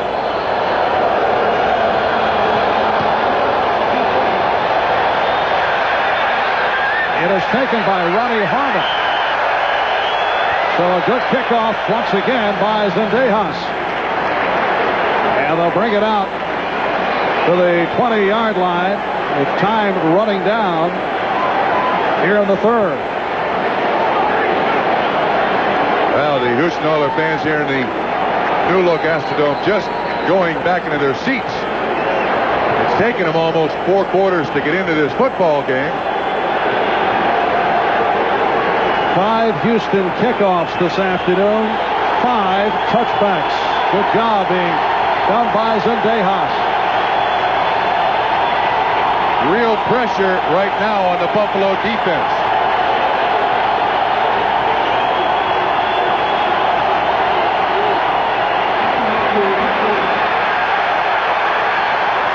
Larry Kennebrew stopped on the play. Now down to 10 seconds. left in the third quarter. And time will run out. After 3 at the Astrodome in Houston, the Bills cling to a 27-24 lead. Well, the Buffalo Bills have never won here at the Astrodome. That includes 4 games in the regular season, 4 in the preseason. And this point supplied by the Bills Director of Public and Community Relations, Denny Lynch, and just happened to be thumbing through the Buffalo Bill Guide, as he does every night before going to sleep, and came up with that fact. I don't imagine that was a fact that Mark Levy wanted to find out. The Bills by 3, 27-24 as they get started in the fourth quarter. Kelly with a second down and 8 back at his 22 and able to complete. Oh, no, he's gone. And more. No flags. Andre Reed chased by Steve Brown, but he goes all the way. He went 78 yards, and that quiets the crowd. Marv, that is a simple out pattern, only meant to pick up the first down. That's 3 sharp sticks in the eye today for the Houston Oilers and Jerry Glanville. Individual athletic ability. Andre Reed.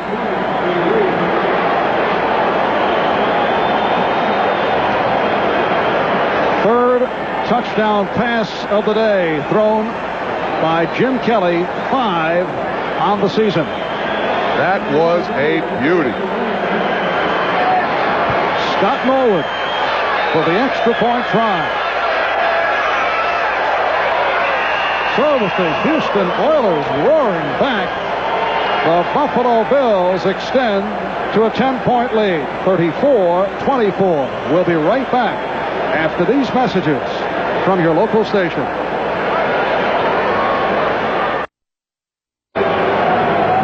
This is the perfect call. There's man coverage here. There's man coverage out here. And here's the matchup. It's Brown. It's a simple out. And then it's pure unadulterated foot speed by Andre Reed. Time to throw it. They catch it. They pick up the blitz. And when he turns upfield, there was nobody back there to catch Andre Reed. 78-yard touchdown. And boy, did that close the mouth of these fans in the Astrodome. August touchdown reception in the NFL career of Andre Reed. This is Tracy Johnson on the return. Ooh. Going head first out to the 23. Butch Roll, backup tight end, was there for the hit. Well, Jim Kelly, 7 for 15, 214 yards, 3 touchdowns. He's averaged over 14 yards per attempt because he's had some big ones to Beebe and to Reed. Well, Seattle extending on New England. Look at Pittsburgh leading Minnesota.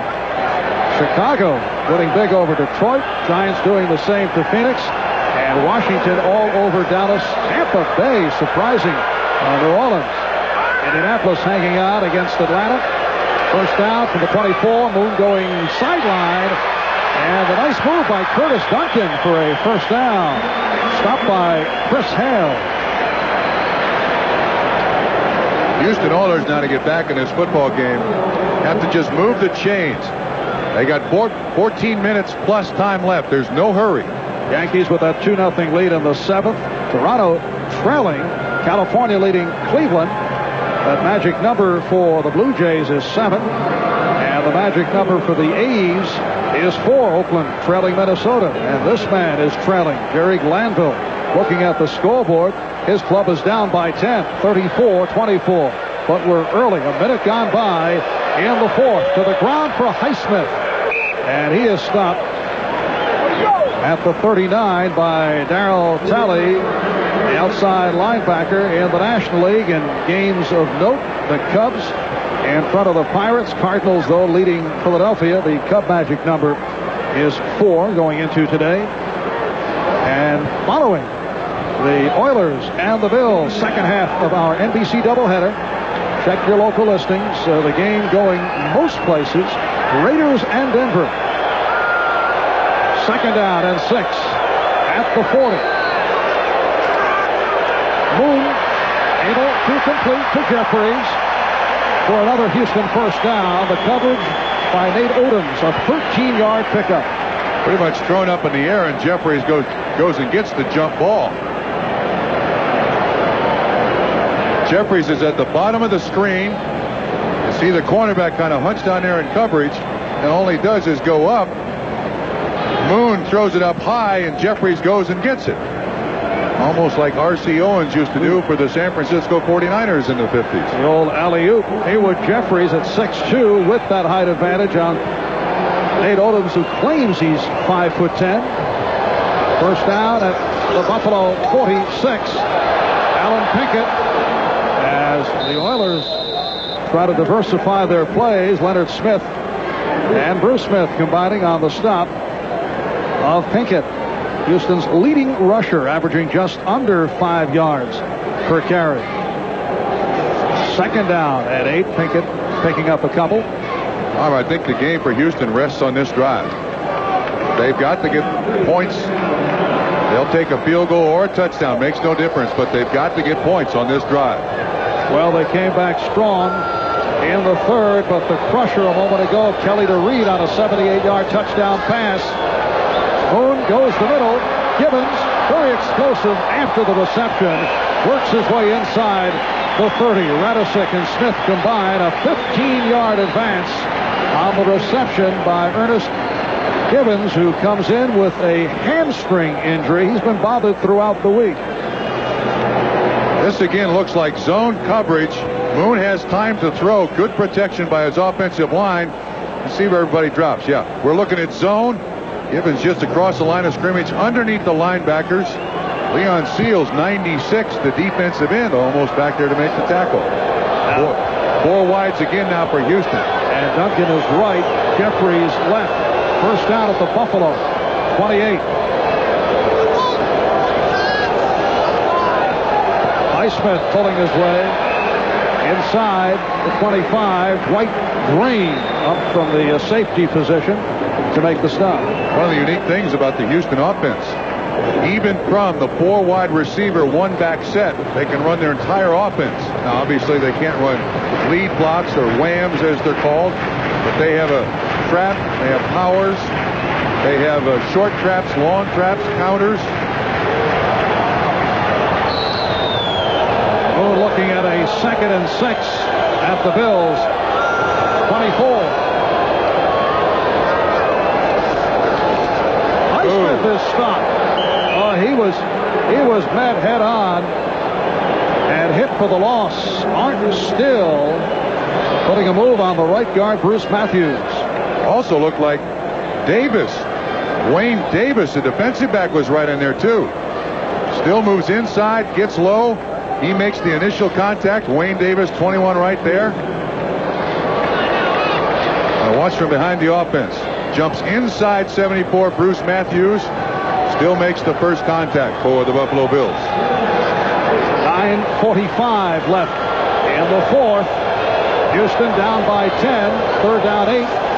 Blitz.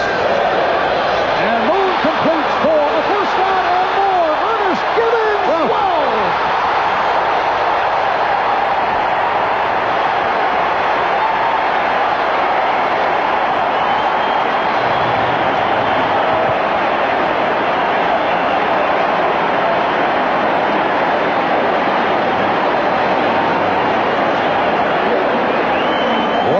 Is down. He got a real shot. That was a blitz.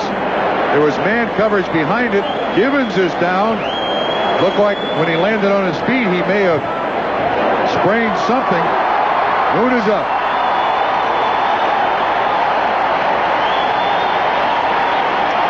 And Gibbons remains down off that 26-yard touchdown pass play. Watch Moon. They bring everybody. Wayne Davis, 21. Smith. They got Cornelius Bennett. Oh, that was a late hit by Wayne Davis, but no flag. Looked like he got hit right in the head.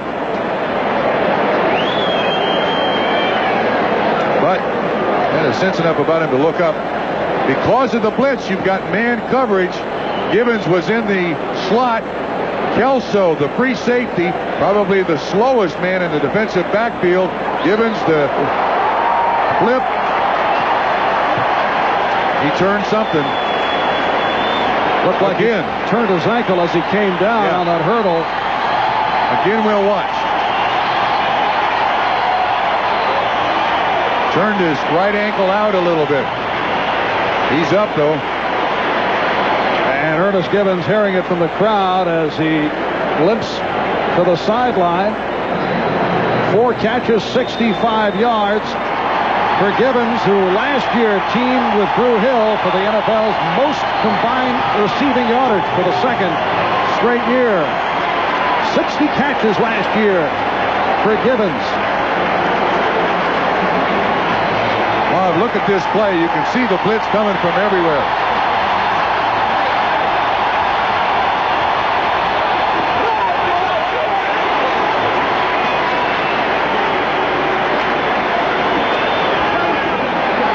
And here is Zendejas looking to trim it back to a 3-point game. And that was nearly blocked. But with 9:32 remaining in the fourth, off the theatrics of Ernest Gibbons, Houston within 3. Houston just went 8 plays, 76 yards in 5 minutes, 18 seconds. Spectacular catch to cap it off by that man, Ernest Gibbons. And let's see if Zendejas can go 6 for 6 in putting it in the end zone. He is not allowed a return. Penalty marker is thrown as Harmon lets it go. Well, they got 2 choices. Kickoff team was offsides. It goes out of bounds. They could get it at the 35 or make them kick it again. Kickoff out of bounds. Ball will be put in play at the 35-yard line. Wait a minute. He doesn't know that there's a flag on the kickoff team, too. They have their choice. We also have offside offense.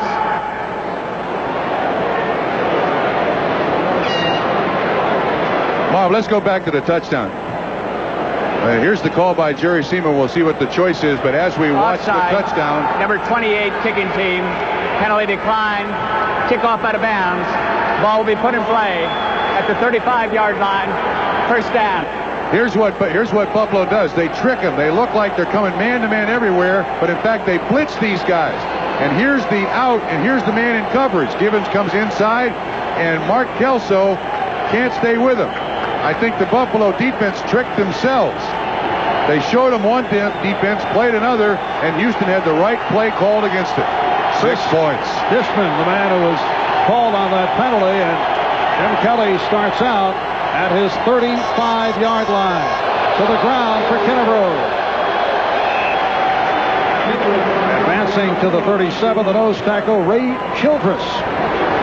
Makes the stop as they continue to work on Ernest Gibbons, who came down strong on his ankle as he made that hurdle move in the end zone. Actually, it looks like they're treating his knee, Mark. Could have been a twist. Wow. At the second half picture. Both completions for touchdowns. Not bad. Both long range to Beebe and Reed. Kelly going short range now. Some open field moves by Flip Johnson. Stopped by Al Smith and Steve Brown. Buffalo now back to their basic game plan. What they want here is a long, sustained drive. Go at it play by play.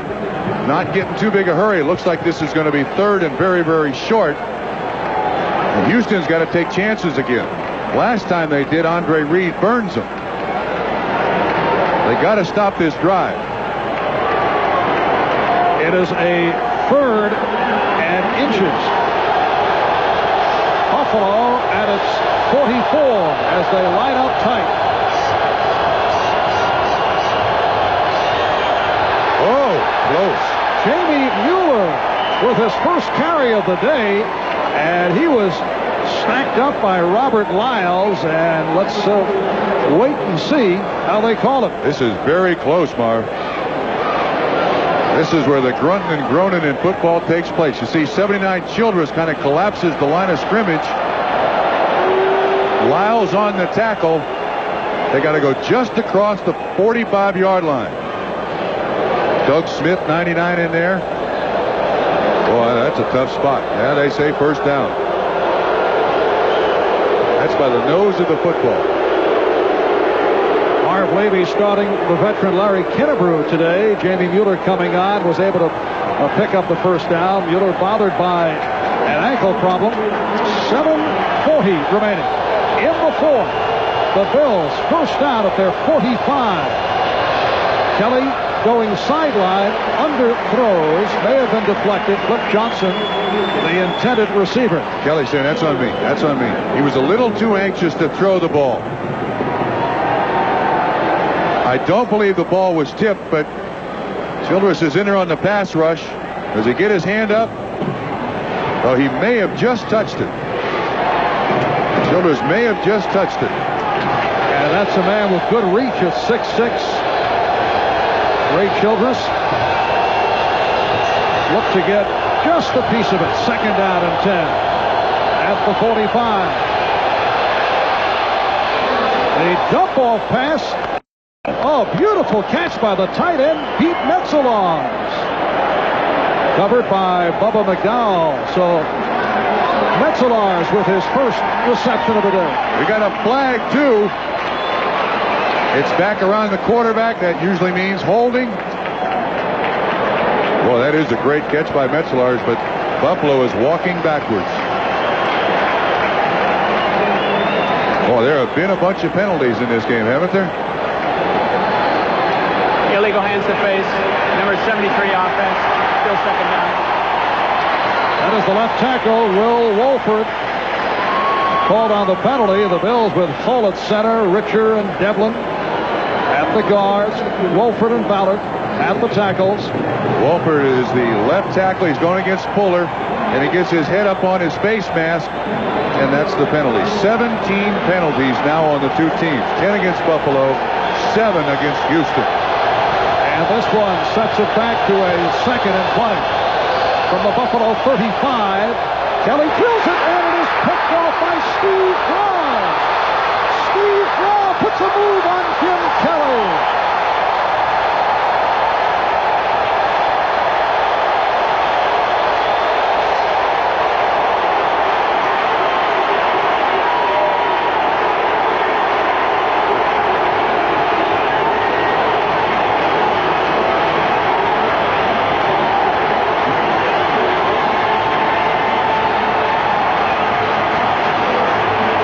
So Brown, who was beaten earlier by Andre Reed, able to intercept, and it sets up a 1st and goal at the 7 as Brown on the return goes 41 yards. From behind the defense, Kelly misreads this defense because Brown is standing right there. He's trying to get the ball to Andre Reed. Turnovers have been such a huge part of this game today for both teams. Pinkett and Highsmith, the running backs. 1st and goal from the 7. And this is Alan Pinkett with a short pickup. The right defensive end, Bruce Smith, combining with the right outside linebacker, Darryl Talley, to stop Pinkett. Again, the interception. It looks like Jim Kelly gets locked on to Andre Reed. Brown is standing right there to make the interception. Ball should not have been thrown. One thing that Buffalo would like to have is Jim Kelly not throw the interceptions he throws. Sometimes he just doesn't see people out there. Look who made the tackle, the house. Howard Ballard racing downfield. Racing? Racing. 2nd and goal from just inside the 7. Oilers trail by 3. 4 wides for Houston. And Moon off the roll. Oh, it is dropped. Wait a minute. They got him on a pick. Flag is thrown. Leonard Harris had the certain touchdown, but not able to hold on. They got him on the pick.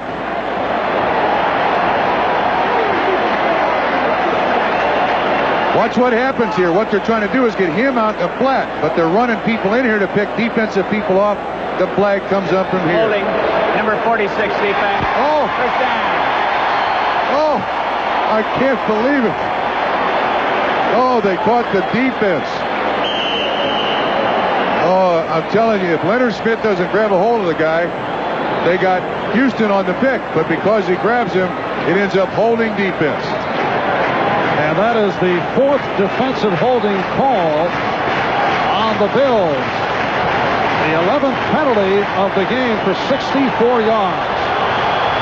First and goal down at the 3. Just under 6 minutes to go in the 4th. It is Lorenzo White. Stopped short of the goal line. Mark Kelso, the free safety, along with Scott Radisick, able to hold White away. Red Smirlis also involved.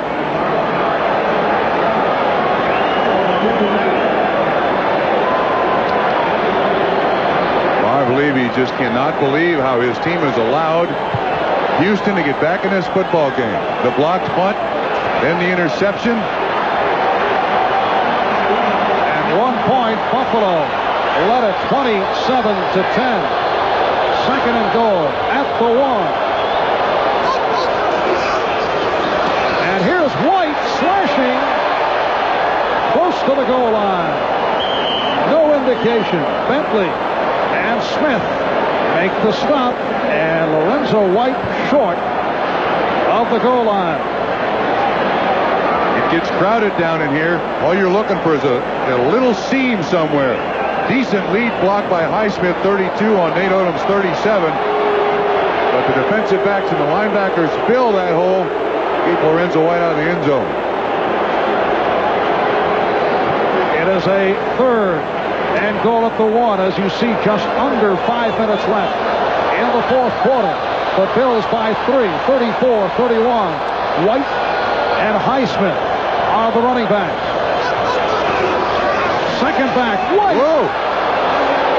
He's in. And he was able on the second effort to get in.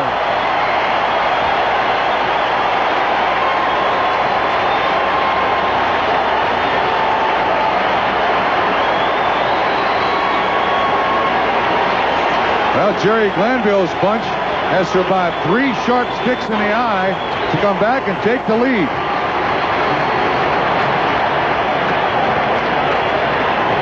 Several times today we have seen second effort. Alonzo Highsmith's touchdown run was second effort. And here Lorenzo White just breaks the plane of the end zone, and the line judge signifies touchdown.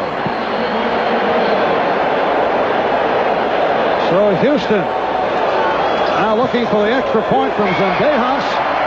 They have come back from a 27-10 deficit that was midway through the 3rd when Kelly completed to Beebe. But right here, Houston leads it by 4. We've just had a penalty called on the Buffalo sideline. A 15-yard unsportsmanlike conduct penalty called against Buffalo. Al Jury is the back judge. It was called on Cornelius Bennett. He's standing on the sideline. He is not on the kicking team. He made some comment to the official, and it's a major penalty. Well, the Buffalo Bills have to be upset. Oilers have scored touchdowns on the last 3 possessions. So the Bills continue to have problems defensively this season after the brilliant season of defense a year ago, allowing the fewest points in the AFC, but that has not been the case thus far this year. There's Cornelius Bennett talking with the back judge, trying to apologize or something, but he's already done the damage to his team from the sideline. He was not even on the field. A 15-yard unsportsmanlike penalty on Buffalo. Bob, back to the point of the defensive problems of the Bills. They have now allowed 90 points in 3 games, and we still have 4:40 to go here in the 4th quarter. And it's the Houston Oilers that usually pick up the penalties in matchups like this, but today it has been Buffalo. They have been hard hit. Look at this. Boy, they're going to have lousy field position because of this penalty. Picked up by one of the up men. Butch roll off that blue kickoff on the return, stopped by Tracy Eaton. Well, last season, the Bills gave up less than 15 points per game, and right now they are giving up 30 a game. Last year they were 12-4, propelled by the defense. They won 11 of their last 12. There's a shocker. Look at Pittsburgh knocking off Minnesota. What did Marv Levy tell us last night? We've got to play with more discipline. Cornelius Bennett showed very little there. First down at the 17. Buffalo trailing Houston by 4. 4.5 remaining in the fourth as Kelly throws deep sideline and completes. Nice catch by Flip Johnson, who's had an outstanding day. Patrick Allen on the stop. It's a 16-yard pass play, and Johnson, who has emerged as the starting wide receiver along with Andre Reed, has caught 5 for 88 yards. Quick check of the baseball scoreboard. Yanks maintain the lead on the Orioles. Toronto has come back. They've tied their game. Toronto with a magic number of 7. And in the National, the Cubs try to trim that magic number, which is 4. First down at the 32-yard line. And the big tight end, Metzelaars, who had one taken away by a penalty in the last series, picks up a first down. Grimsley and Allen combined on the stop. Another flag down, holding defense. Holding, number 54 defense. Penalty decline. First down. That is Al Smith, inside linebacker, called on the penalty. He may have been the man in coverage with Pete Metzelaars. He's standing right at the line of scrimmage on the left-hand side. Yeah, he covers Metzelaars. Got a hold of his shirt. And Buffalo goes right to the line of scrimmage now. Hurry up offense. First down from their 47. Beebe. Oh. Don Beebe racing with Steve Brown, but a penalty marker is down. Beebe earlier caught a touchdown pass. Holding defense, 2 successive plays. Penalties called on Houston. Now this is where Buffalo has functioned very, very well in their first 2 games. Of course, they've been in a situation where behind in both. Holding, number 29 defense. First down. And that is the right corner, Patrick Allen. You know, these 2 cornerbacks, Allen and Brown, have been given a great deal of respect around the league the last couple of years. Today, they've been abused by Buffalo. Although last year, both on the disappointing side. First down, midfield. That's the time left, fourth quarter. 83 Reed in motion. Kelly gave him a look, but goes the other way. And the catch made by Thurman Thomas. Patrick Allen on the coverage. I think Andre Reed was a primary receiver. But here you have Thurman Thomas he's not even part of the passing plan there. But because of the good coverage the other side of the field, Kelly goes to the outlet, picks up 6. Second down play. Out at the Houston 43. Kelly trying to drive the Bills. They're down by 4 with 3:38 remaining in the fourth. And it's Thomas. First down for the Bills inside the 35. Needs and Childress getting a piece of Thomas. Steve Brown tried for an arm tackle there. If he puts his head in there, he may be unconscious, but he also makes the stop at the line of scrimmage. Steve Brown was the cornerback. Just tried to tackle him with his arm, and Thurman Thomas up through there for a nice first down pickup. This is a matchup of 2 clubs thought to be Super Bowl contenders coming in, still are, but both off to disappointing starts, both with records of 1-1. Kelly able to complete, breaking the tackle, Andre Reed for a first down at the Houston 20. Grimsley and Eaton wrestled him down. This Andre Reed is so quick. He's so quick Houston's going with the zone. They don't like to play the zone. You'll see the linebackers drop out, and Reed finds that spot right there and is able to avoid the tackle. Kelly puts it right on the numbers. Look at this. Wait, now watch this first move. Up the field. Big catch. Third catch for Reed. Goes a 78-yard touchdown. First down at the Houston 20. Kelly throwing it away as he took a punt. Flip Johnson, the intended receiver. Johnny Meads on the blitz. You can see Meads coming from the outside. He gets around Wolford right in his face, and Kelly throws it away. He does not want the sack there. He has shown no signs of the bad elbow or the bruised knee today. Played very well. Through some pain, too. And this despite the fact, as we mentioned earlier, that he sat out a good portion of the week, did work on Friday. Second and 10. Out at the Houston 20. That's time left in the fourth quarter. Kelly with time. Lots of time, but can't find anyone. Tries to direct traffic and finally is brought down by William Fuller. Great coverage downfield. You can't expect the offensive line to protect that long. That's a coverage sack. Fuller was on Ballard, and Ballard did a respectable job. And you can see Fuller here. Ballard's right there in front of you. 75 on 95. Nobody open right. Nobody open in the middle. We scramble a little bit. And Fuller's going to hit him right in the shoulder pads and deck him. 3 sacks for the Oilers. 2.5 credited to Fuller. With 2 minutes to go, we'll take a break. In this game, presented by authority of the National Football League, the telecast intended for the private use of our audience. Any rebroadcast or other use of this telecast without the express written consent of the Houston Oilers and the National Football League is prohibited. All rights reserved. I mentioned the coverage sack on his previous play. Watch the zone defense deploy as the ball is snapped here. There is no place for Jim Kelly to throw it. I think he was expecting man-to-man coverage down inside the 20. Houston changes up on the zone, and boom, Fuller gets the sack. That hurts. Buffalo 5 of 10 in third down conversions, but this is third and about 17 now for Buffalo. And coming up following Houston and Buffalo, you'll see either the Raiders and the Broncos. The Jets playing at Miami, Kansas City going against San Diego. We suggest you check your local listings.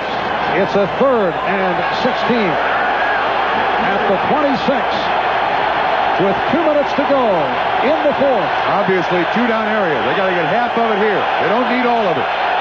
38-34, Houston on top. And here's Kelly pumping and now throwing to wide open Thomas, and he is in for the touchdown. The pump fake stopped the Oilers. And Thurman Thomas, wide open, has given the Bills the lead in a wild one. This is out of the days of the old AFL. Absolutely.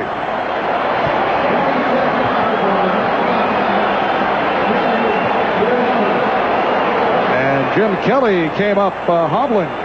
Thurman Thomas, I believe, is sitting right here, and he just comes out here in the flat. Kelly's got an awful lot of time to throw.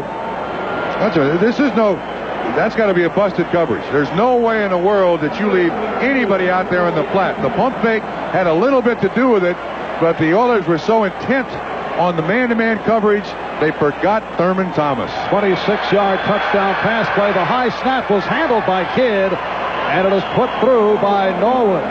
That is an NFL career high for Jim Kelly. He has thrown for 13 for 24 overall, 296 yards. And here is the touchdown that has put Buffalo on top. Well, Mark, I said the pump fake may not have hurt anything. It stopped them. You could see it down through the middle of the defense, but Thurman Thomas was out there by himself all alone. Look, Jerry Glanville is trying to find out who is the man in coverage. Who was supposed to have it? Well, Kelly withstood some pressure to wait for that play to develop.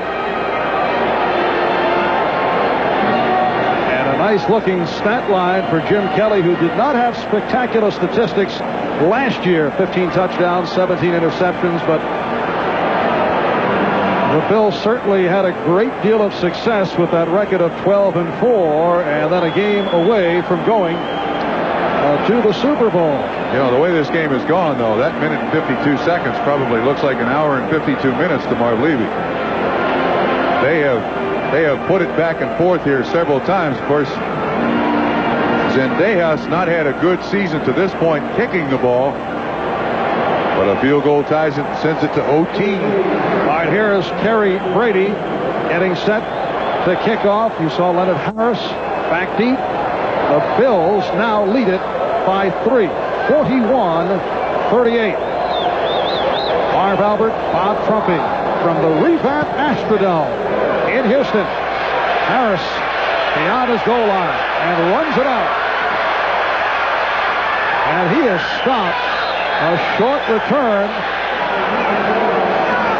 Carlton Bailey, backup linebacker, on the stop. We're set for an update. Let's go to Bob Costas, NFL Live.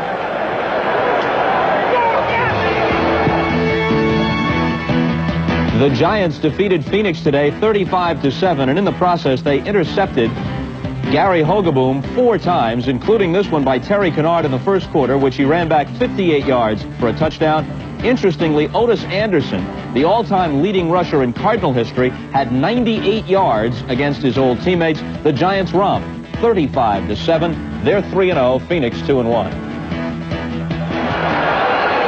Thank you, Bob. Buffalo now, rather Houston first down from the 13, and Moon is hauled down by Jeff Wright, backup nose tackle. Inside 2 minutes, clock stops now with the sack, so Houston's got to get back on the line of scrimmage as quickly as they can. That's the 3rd sack of Warren Moon today. Now the clock is running. Coming up on a minute and a half remaining 4th quarter. Moon from his end zone out to Jeffries, and the ball was knocked loose, but you hear the whistle. Darryl Talley runs it in. Wait a minute. We got one official saying it's a catch. It can't be a catch. If it is a reception and the ball is knocked loose, of course, Talley would have been able to run it in cleanly, but the whistle blew. Wait a minute. How can this be? Let's watch this catch. Second foot's got to be down. 1-2. You're saying his forward progress was stopped? Whoa. That's what they're saying. They're saying the catch is made and his forward progress was stopped. I don't know about that. Second foot is down. The hit's made. That is absolutely a fumble. Now here's one of the problems with a replay. That should be a touchdown for Buffalo. Watch, the second foot is down. 1-2. He has the ball. Jarred loose by Nate Odoms. Picked up by Darryl Talley. That should be a touchdown. After further review of instant replay, the play stands. 3rd down. No. How in the world can that be a catch and he is stopped? Mark, help me here. Bob, always able to control himself under these conditions, and we're told by the replay booth that his forward progress was marked at that spot. Oh, please. So we come up on 1 minute. Calm yourself, Bob. A minute remaining, 4th quarter. Here's Moon running out of the pocket, and he is spun down at the 20. He's short of the first down. Bentley and Radisic make the stop. Clock is running. We're down to 46 seconds, and now it is stopped. Timeout taken. Warren didn't go with the slide there because he knew he had to pick up the first down. At 3rd and about 14 or 15 to go.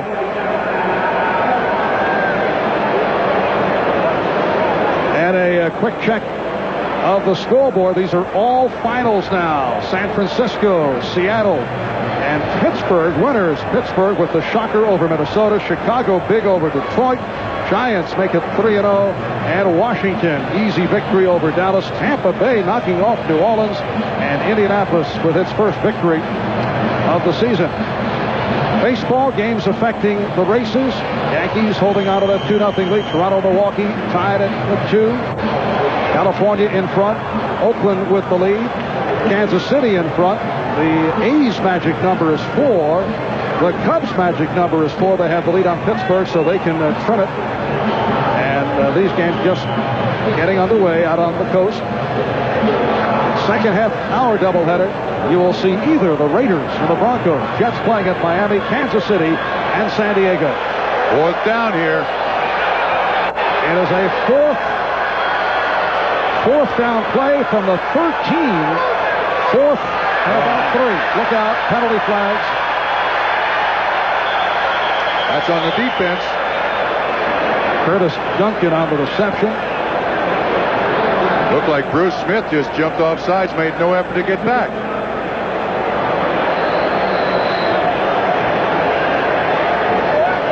Both defensive ends. Bruce Smith on your left.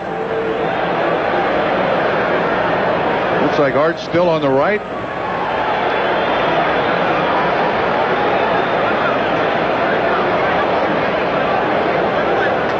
And here's Jerry Seaman. Offside. Number 78 defense. Penalty decline.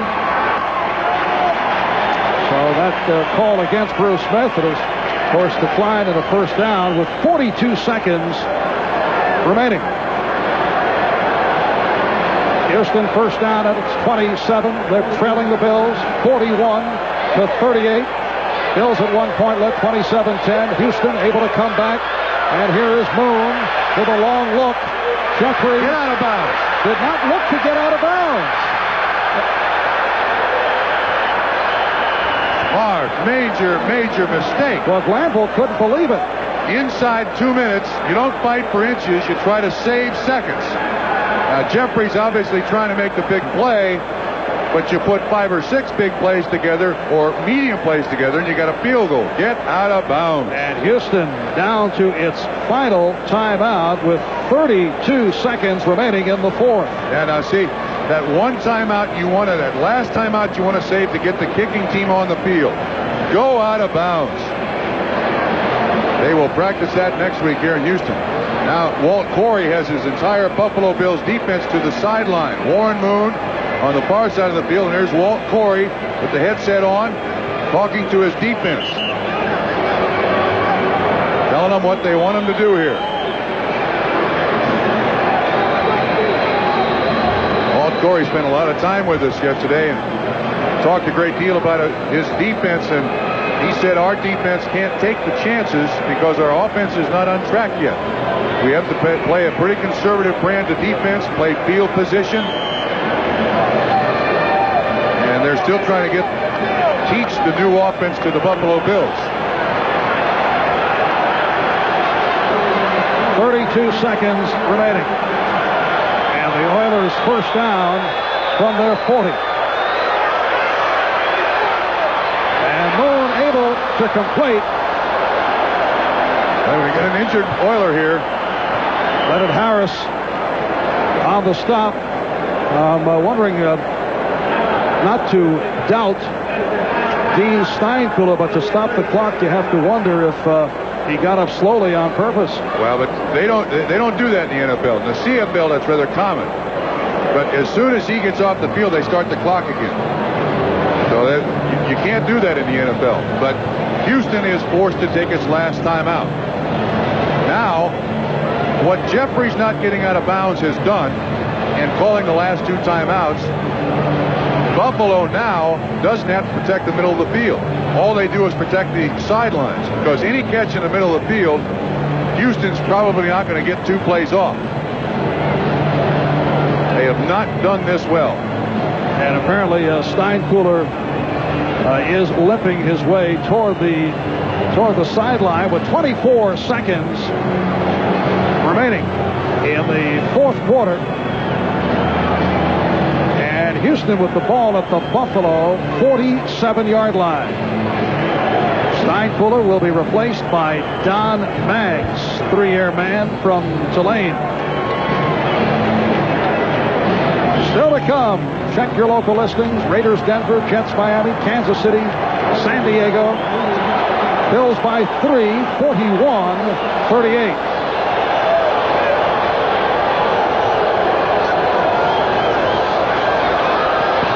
And Moon with the sideline pass that is caught.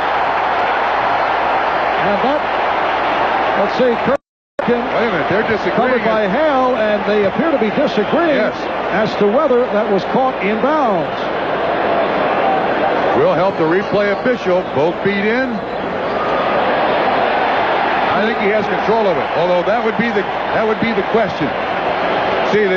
See the guy in front sees the catch. The guy in back thinks he juggled it.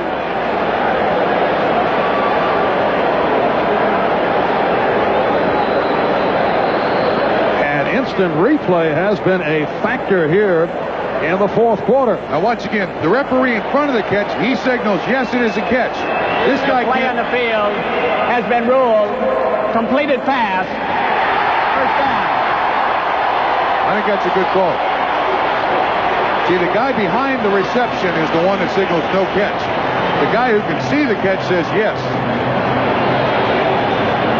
Moon now 24 for 34, 289 yards, but intercepted twice, along with one touchdown. 19 seconds remaining. From here, it would be a 52-yard field goal attempt. He's missed from 47 today. They need another 15 yards on this reception, and then they turn it over to Zenteas to tie it up. And Moon scrambling to his left again with a sideline pattern, and Jeffries able to step out of bounds, covered by Odoms. They can do it again. Now Moon does a great job of scrambling here. Feels the pressure, gets outside. Jeffries does a great job of just positioning himself on the sideline. Most important thing is get out of bounds, not yards. There's Tony. Has not made one from 40 plus yet this year. He was blocked earlier. He did hit from 26. So on the season, he is 3 for 7 overall. Houston at the Buffalo, 29, a lot of movement. That's against Houston. Looked to be Maggs who came on for Steinkuhler to draw Bennett. False start prior to the snap. Number 78 offense. Still second down. That hurts. Yes, Don Maggs. That hurts. Every inch that you lose here really hurts. You can see the right tackle. Yeah, he steps back. But in a two-point stance, you're allowed to do that as long as you get back up on the line of scrimmage and you're set for a second. So the ball from the 34. Second down play.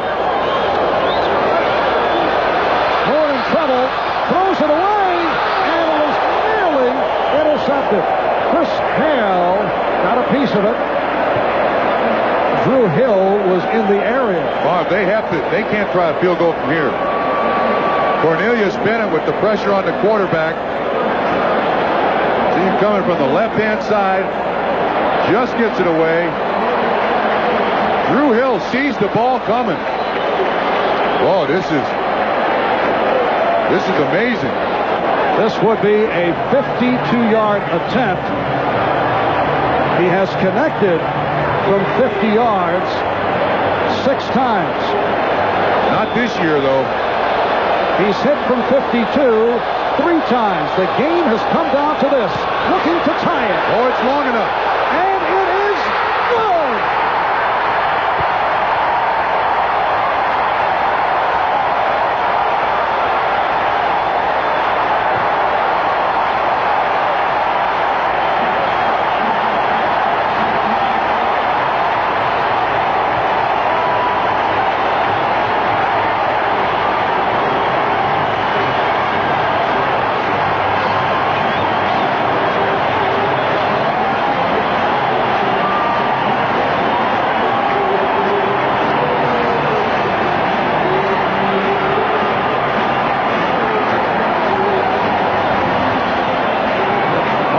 Tell you this though, we go back to that catch down here that was ruled a reception and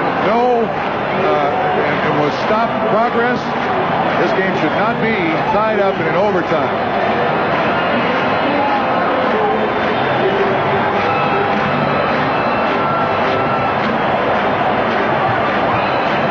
This is a very, very strong kick by Zendejas. Well up the uprights. So Tony Zendejas, who, like a year ago, started slowly. There's even been some talk that perhaps the holder, Greg Montgomery, has not been as comfortable for Zendejas as Brent Pease was in the past. But he is able to throw it home from 52 yards away, and the game is tied at 41 with 3 seconds remaining in regulation. Woo! We have had everything in this one. A host of penalties, a batch of instant replay calls that have been critical. At one point, Buffalo led 27-10. That was midway through the third. Houston came back. Buffalo able to recapture the lead. And now the game is tied. Here's the kick by Zendejas. He line drives him. Clock starts now. And this is Errol Tucker on the return. And that will do it. We go to overtime. If you're in Buffalo and a Buffalo fan or a Buffalo coach or player, when you see this play on film, you're going to say there's no way in the world we should be in overtime. The pass is thrown out in the flat. No, that's not the play. That's not the play. I refer to the play that was the play that was knocked out of the receiver's hand by Darryl Talley and then picked up by Darryl Talley that went into the end zone. We got the wrong play re-cued, but we'll get it. And I think the Buffalo fans, it was Haywood Jeffries' catch. He was hit at the absolute instant he got it by, I believe, Kelso. Darryl Talley picks it up and runs it in the end zone, and the ball is ruled a completion, and he stopped his forward progress. And this, the coin flip for the kickoff to get the overtime underway. Buffalo is the visiting team again. Who will call the toss? Number 76. Please call it while it is in the air. Heads is called. It is tail.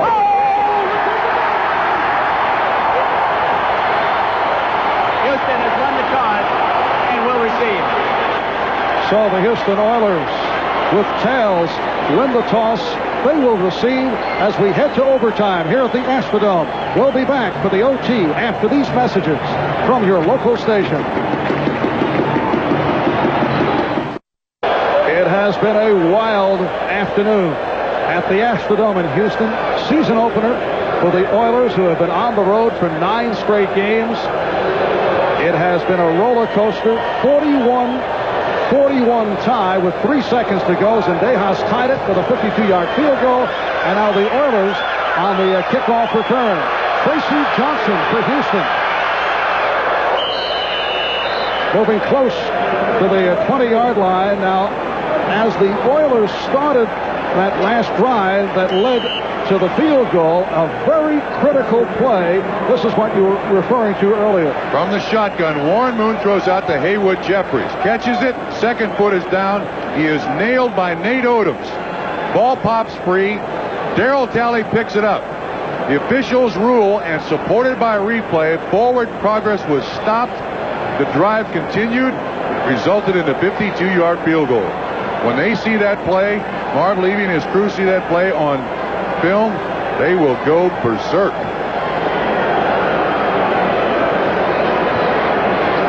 And a Buffalo player injured. Can't pick up the number. 21, Wayne Davis. He is a backup corner who has seen much action today after Derek Burrows left with the neck injury, and as we mentioned earlier, it is a sprained neck. X-rays negative. You know, I can't believe these guys want to do this for a living. I just marvel that Marv Levy and Jerry Glanville like doing this. Well, this is the highest scoring overtime game since a 51-45 Jet Miami overtime session back in the 1986 season. A duel between Ken O'Brien and Dan Marino. Swing around the scoreboard. These are finals. The earlier games, San Francisco with a victory, Seattle over New England, Pittsburgh with the shocker, defeating Minnesota. Chicago beats Detroit. Giants win big. Same for the Redskins, bouncing back from last week. Tampa Bay beating New Orleans. Indianapolis squeaking by Atlanta. Now here there you see the 4 o'clock. Oh, my goodness. Wow. Denver coming off the Monday night win in Buffalo and doing it again this afternoon. I was just going to inventory what you get in overtime here. Each team gets 2 timeouts. It's a 15-minute period, and the regular season, if at the end of that 15-minute period neither team scores, we've got a tie, but it's the first points, sudden victory. And there's the hero to this point, Tony Zendejas, the 52-yard field goal.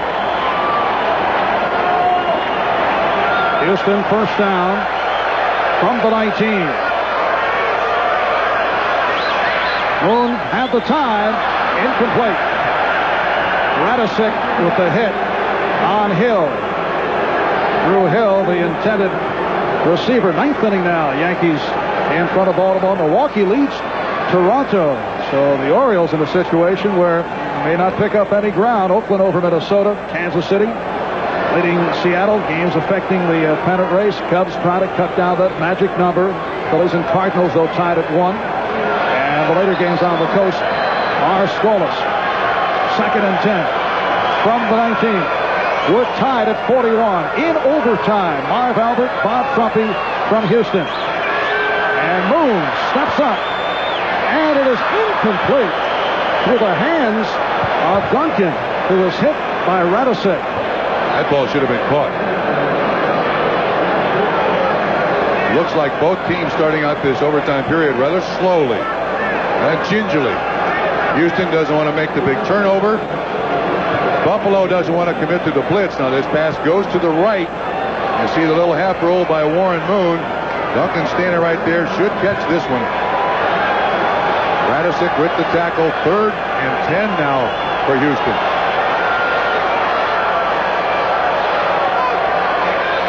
Some movement and flags thrown. Moon able to complete. Oh, what balance by Highsmith.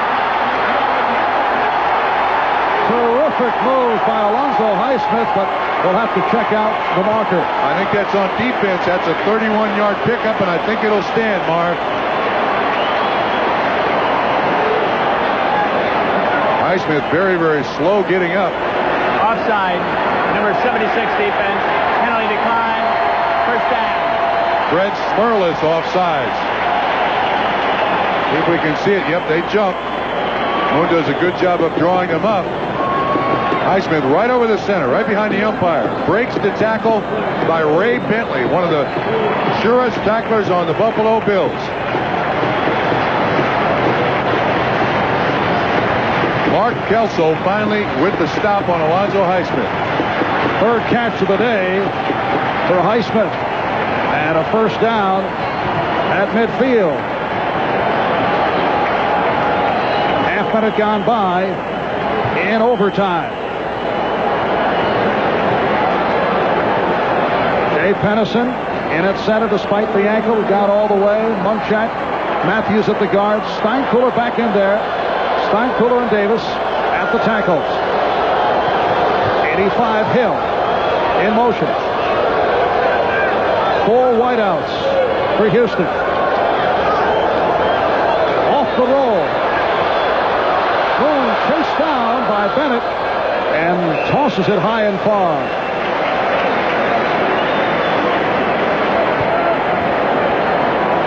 You see Warren Moon again with a little half roll. That's to avoid the pass rush. Watch Bruce Smith on this side on Bruce Davis. Handled well. But Cornelius Bennett chasing him down on the other side. Does very well to get rid of that ball to avoid the sack. Well, in overtime, the Bills record of 6-2, Oilers 4-7. Just one of those stats that really has no meaning because you're looking at ball clubs that have no relation at all to the previous teams. 2nd and 10. And Moon somehow escaped. Oh, big pickup for Warren Moon. Chris Hale and Darryl Talley on the stop. Warren Moon pulling off some magic. When he pulls that ball back down, I think the defense felt he was going to take a knee. There's good pressure on him. Smith from the outside. That's Art Still. The officials let it go, and he breaks out of it, puts his head down. He knows the value of a yard in this one. That's his 5th carry of the day for 36 yards and a touchdown. Minute 45 into overtime. Game tied at 41. Hard driving move by Highsmith for a short pickup.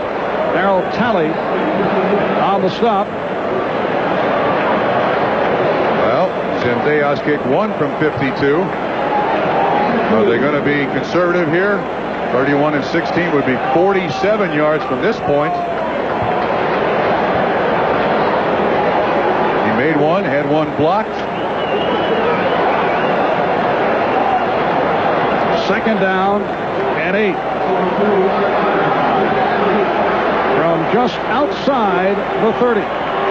Be a great place for a screen.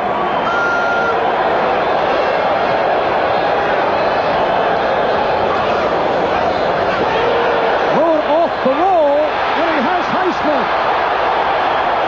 A first down with Hale and Bennett on the tackle. They call that a waggle. It's a rollout. You'll see Alonzo Highsmith fakes the counter. He gets outside of Cornelius Bennett 55, and watch him put his head down. Picks up a couple of extra yards. Well, now I think if you're Houston, it's 2 snaps into the line of scrimmage, and Tony, it's up to you, pal. I don't know how much you want to continue this. You got it in the middle of the field. Tell him which side do you want it on. First down now at the 20. And here is White. Lorenzo White stopped by Bennett. Cornelius Bennett on the tackle. It's the time remaining in this 15-minute overtime. There is Zendejas, who in dramatic fashion hit from 52 yards out with 3 seconds remaining to tie the game at the end of regulation. You notice you see no one around Zendejas. He's all by himself there waiting for this field goal attempt. Second down and 12, loss of 2 on that play.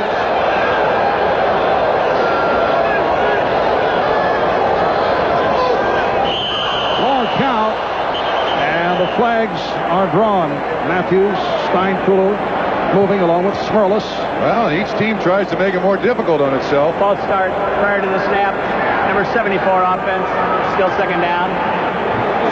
Well, that is Bruce Matthews, the right guard.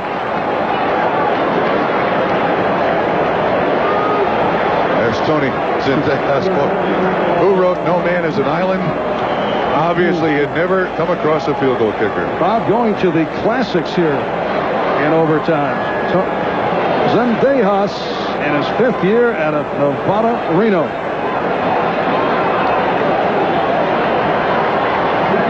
Says that he was rushing his kicks first couple of weeks. Has to slow down. He's hit 2 of 3 here today. Second down and 17. And again to the ground. Pinkett is stopped. Bruce Smith, number 78. On the tackle, he had a knee problem earlier. Came up hobbling, but apparently all right. He's right there in the middle of it, too. You see him on Munchak, 63. Runs right around the block and hits that ball carrier flush. Now, Jerry Glanville's got a tough choice here. Do we throw it and try to get the first down and worry about the turnover? Or do we just dive it into the line of scrimmage and hope Zendejas can kick it from 42 yards? Tough choice. Let's see. 4 wides for Houston.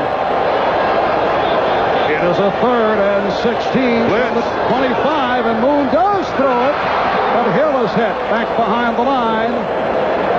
Oh. Leonard Smith with the stop. And here comes Zendejas. Marv Levy calling for time. Zendejas has had one blocked and returned for a touchdown and made the game winner. Trying to freeze Zendejas out with that timeout, or is Marv Levy, who really is in charge of the special teams for Buffalo, is he designing a rush the kicker here? Well, many fine questions being posed, Bob. We'll take a timeout. Back with the Zendejas kick in a moment. It has come down to this man, Tony Zendejas, who has hit 2 out of 3, hitting for 26 from 52, had one from 47 blocked. But still, if you remember the game-winning field goal by Zendejas, the drive was kept alive on a very controversial call. Moon from the shotgun to Haywood Jeffries. This is ruled. Forward progress is stopped. No fumble. The drive continued. Zendejas made the 52-yarder, and now he's got a chance to win for his team, the Houston Oilers. Well, the last time Houston was involved in an overtime, last September, they beat Indianapolis. At Indianapolis, the Bills beat the Jets 9-6 last November in overtime, tied at 41, and here is the attempt from 43 yards out. And it is blocked once again. There's a flag down, Marv. But a flag is down. I don't know who it's on, but it may be offsides defense. It was John Grimsley on the recovery. Here's the call.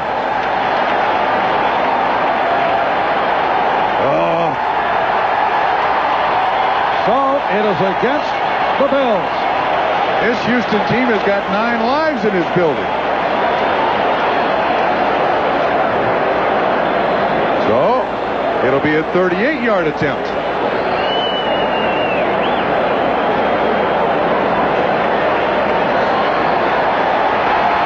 Offside, number 46 defense, still 4th down. And the man offside, Leonard Smith, who has been hit. He says. Yeah, he's been hit with several penalties today. The Bills' 13th penalty of the game.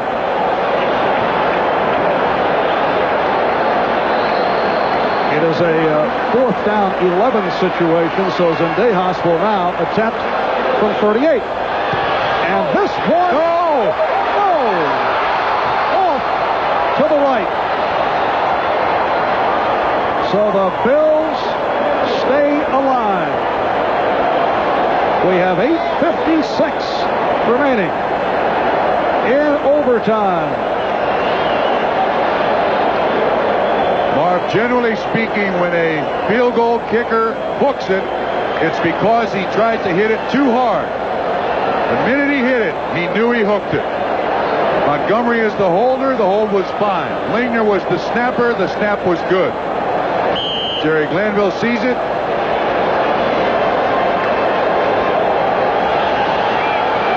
And it is back to the offense for Buffalo. Jim Kelly, 1st down and 10 from the 20. Throws the middle. It is lost. Let's see. Incomplete. Nearly picked off. Pass intended for the 6'7" tight end, Pete Metzelaars. Grimsley got a piece of it. Grimsley was right there in coverage. It's been a long. You see 59 right next to 88. That ball just slips right off of Metzelaars' hand. It's been a long time since this Buffalo offense was on the field. The last drive by Houston to end regulation, long drive in the first part of the overtime. They got to be a little cool and stiff right here. Kelly is 13 for 25, 296 yards. He's thrown 4 touchdowns, a career high in the NFL for Jim Kelly. Intercepted once. 2nd and 10 from the 20. Reed, he had the time as Reed battling for the 1st down. Free safety Tracy Eaton and the outside linebacker Johnny Meads on the stop of Andre Reed. There he is, number 83 out of Kutztown in Pennsylvania. Fourth catch of the day. Second half of our doubleheader. The Raiders and the Denver Broncos, or the Jets Miami, or Kansas City and San Diego. Check your local listings. 8:15 to go in overtime. Kelly throwing for the tight end Metzelaars, who suddenly is a major part of the game plan. 20-yard pickup. They're getting linebacker coverage on the tight end. It looked like it was Meads on the outside and Grimsley on the inside. Metzelaars is right there on the left-hand side of the screen. See, he gets by Meads, 91. And the ball thrown right over his head. That's a nice pickup. It is a first down. Now in Houston territory. Buffalo at the Houston 46. Kelly again getting the time. And a short advance. Keith McKellar, backup tight end. Hit down by Grimsley. And McDowell. McKellar in his second year out of Jacksonville State. Here's the kicking duo for the Buffalo Bills. The holder will be Kidd and the kicker Norwood. And Norwood's forte is from closer range. Second down and 4 at the Houston 40. Kennever with a good block. Flag thrown, and Kelly just goes down. Well, William Fuller really hit Kelly right on the head as he went on a foot first slide, and that's supposed to protect the quarterback. Penalty, they're saying. Ken Hull is against Houston. Holding. That's a major penalty.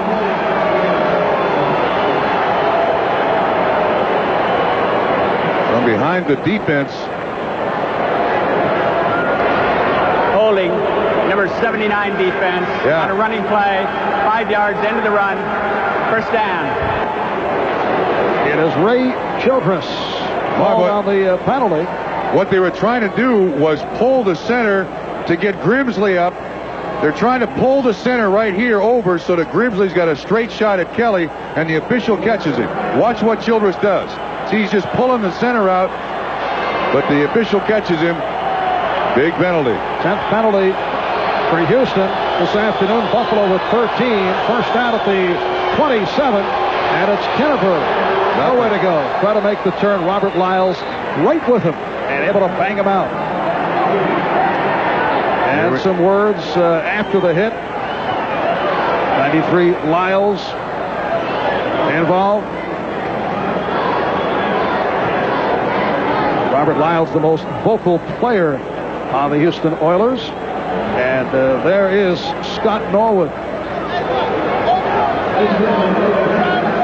He was the best field goal kicker. Game winner just moments ago. 6:25 to go in overtime. Second and 11. Kelly able to complete. Oh, no! Andre Reed with a flag thrown. Reed is in, but a penalty marker is down. So all depends on the call. It's near side. It's involving Thurman Thomas. The official is walking over to Jerry Seaman. It's touchdown Buffalo. It's holding Houston. Holding, number 29, 5 on the defense. Penalty decline. Touchdown, game over. And as Bubba McDowell called on the hold as Reed put a move on Brown, and Brown was beaten earlier on a touchdown move by Buffalo. So Marv Levy and the Bills have pulled one out in overtime. Say so long from Houston. Great games. Last year, preseason, early this season, away from the House of Pain. But by the way, the Oilers have opened up. The Astrodome didn't matter. It was the House of Strain. Into town came another team stumbling a little bit, the Buffalo Bills. But this is what the fans thought they'd do to Jim Kelly, the Oilers. But early on, Kelly goes for Andre Reed, hits him in the helmet. Embarrassing. Meanwhile, the Bills secondary, embarrassed. Warren Moon to Drew Hill on the crossing pattern. Burning Leonard Smith, motors 48 yards before he's pushed out on the 1-yard line. Sets up a Moon touchdown. The Oilers lead at 7-3. But Leonard comes back with an interception, and Kelly to Thurman Thomas. How important is he to Buffalo's offense? 10-7 Bills after one. This one had the feel of a wham banger. Tony Zendejas. Good day for the Zendejases. There's the field goal. Cuts the Bills lead to 13-10, but not good here. It's blocked. And by Darryl Talley and picked up by number 38, Mark Kelso. Kelso to the half pole. Kelso to the 50. Kelso to the 40. Kelso to the 8 pole. Kelso with a furlong to go. Kelso in the last play of the half. Touchdown. And the Bills lead it 20-10 rather than being tied at 13-all. You look at it again, special teams. Create the Oilers last year, Tommy. Chris, big breakdown on special teams. John Grimsley lets Darryl Talley inside untouched. You never do that on special teams. Remember that play because missed opportunities like Bubba McDowell's blown interception or Leon Seals hit on Warren Moon. The ball is right in front of him. It was a game of missed opportunities. The opportunities were there, but often the team didn't cash in. Kennebrew fumbles. Oilers are everywhere. Who recovers? Jim Kelly getting battered again, but he's on the ball. No missed opportunity here in the third quarter. Kelly to the rookie speedster, Don Beebe, and he is going to flat out run into the end zone. Let get him go, 63 yards, 27-10, the Bills in a laugher in the House of Pain. But Highsmith scores a touchdown to make it 27-17. And did someone say special teams? John Kidd blocked by Chris Dishman. He waltzes in for the touchdown. And it's 27-24 Bills. What is going on? The Bills should have put it away. This time it's Ray Bentley. He lets Bubba McDowell in. And once you get the kick blocked, Dishman makes the good pickup into the end zone. We go on to the fourth quarter of a game getting wilder by the minute.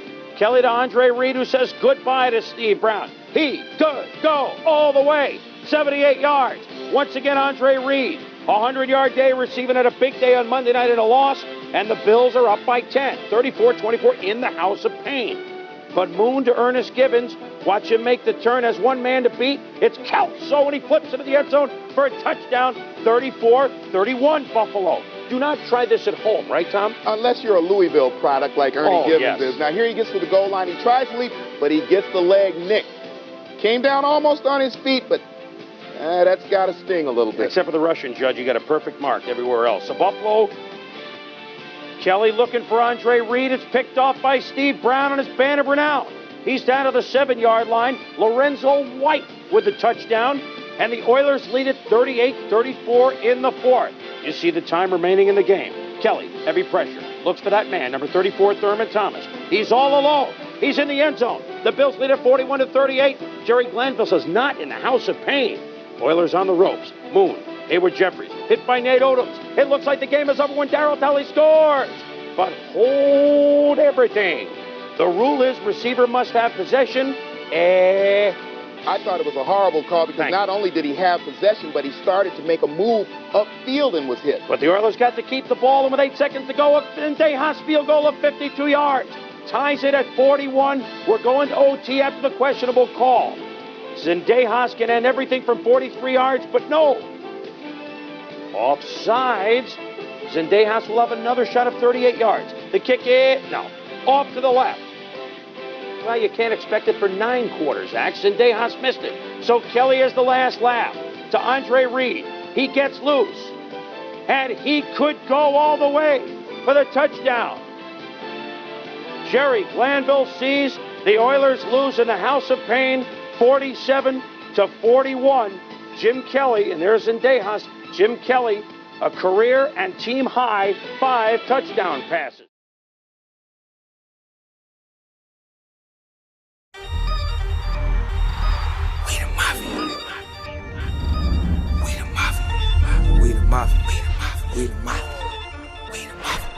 We the mafia, Bills mafia, we the mafia, Bills mafia, we the mafia, Bills mafia, we the mafia, Bills mafia. You know who the beast in the AFC East? We gon' grind this thing out for 17 weeks, yeah.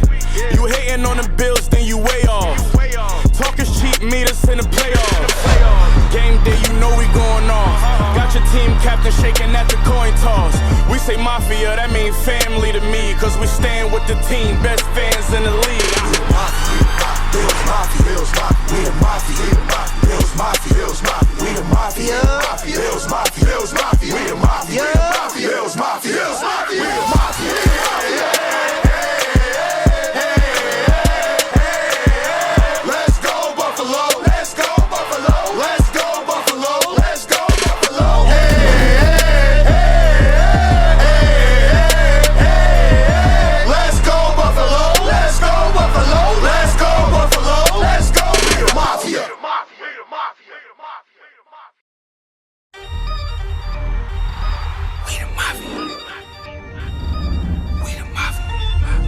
mafia.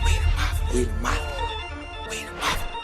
We the mafia, Bills Mafia, Bills Mafia. We the mafia, we the mafia, Bills Mafia, Bills Mafia. We the mafia, Bills Mafia, Bills Mafia. We the mafia, Bills Mafia, Bills Mafia. I know who the beats in the AFC East. We gon' grind this thing out for 17 weeks, yeah.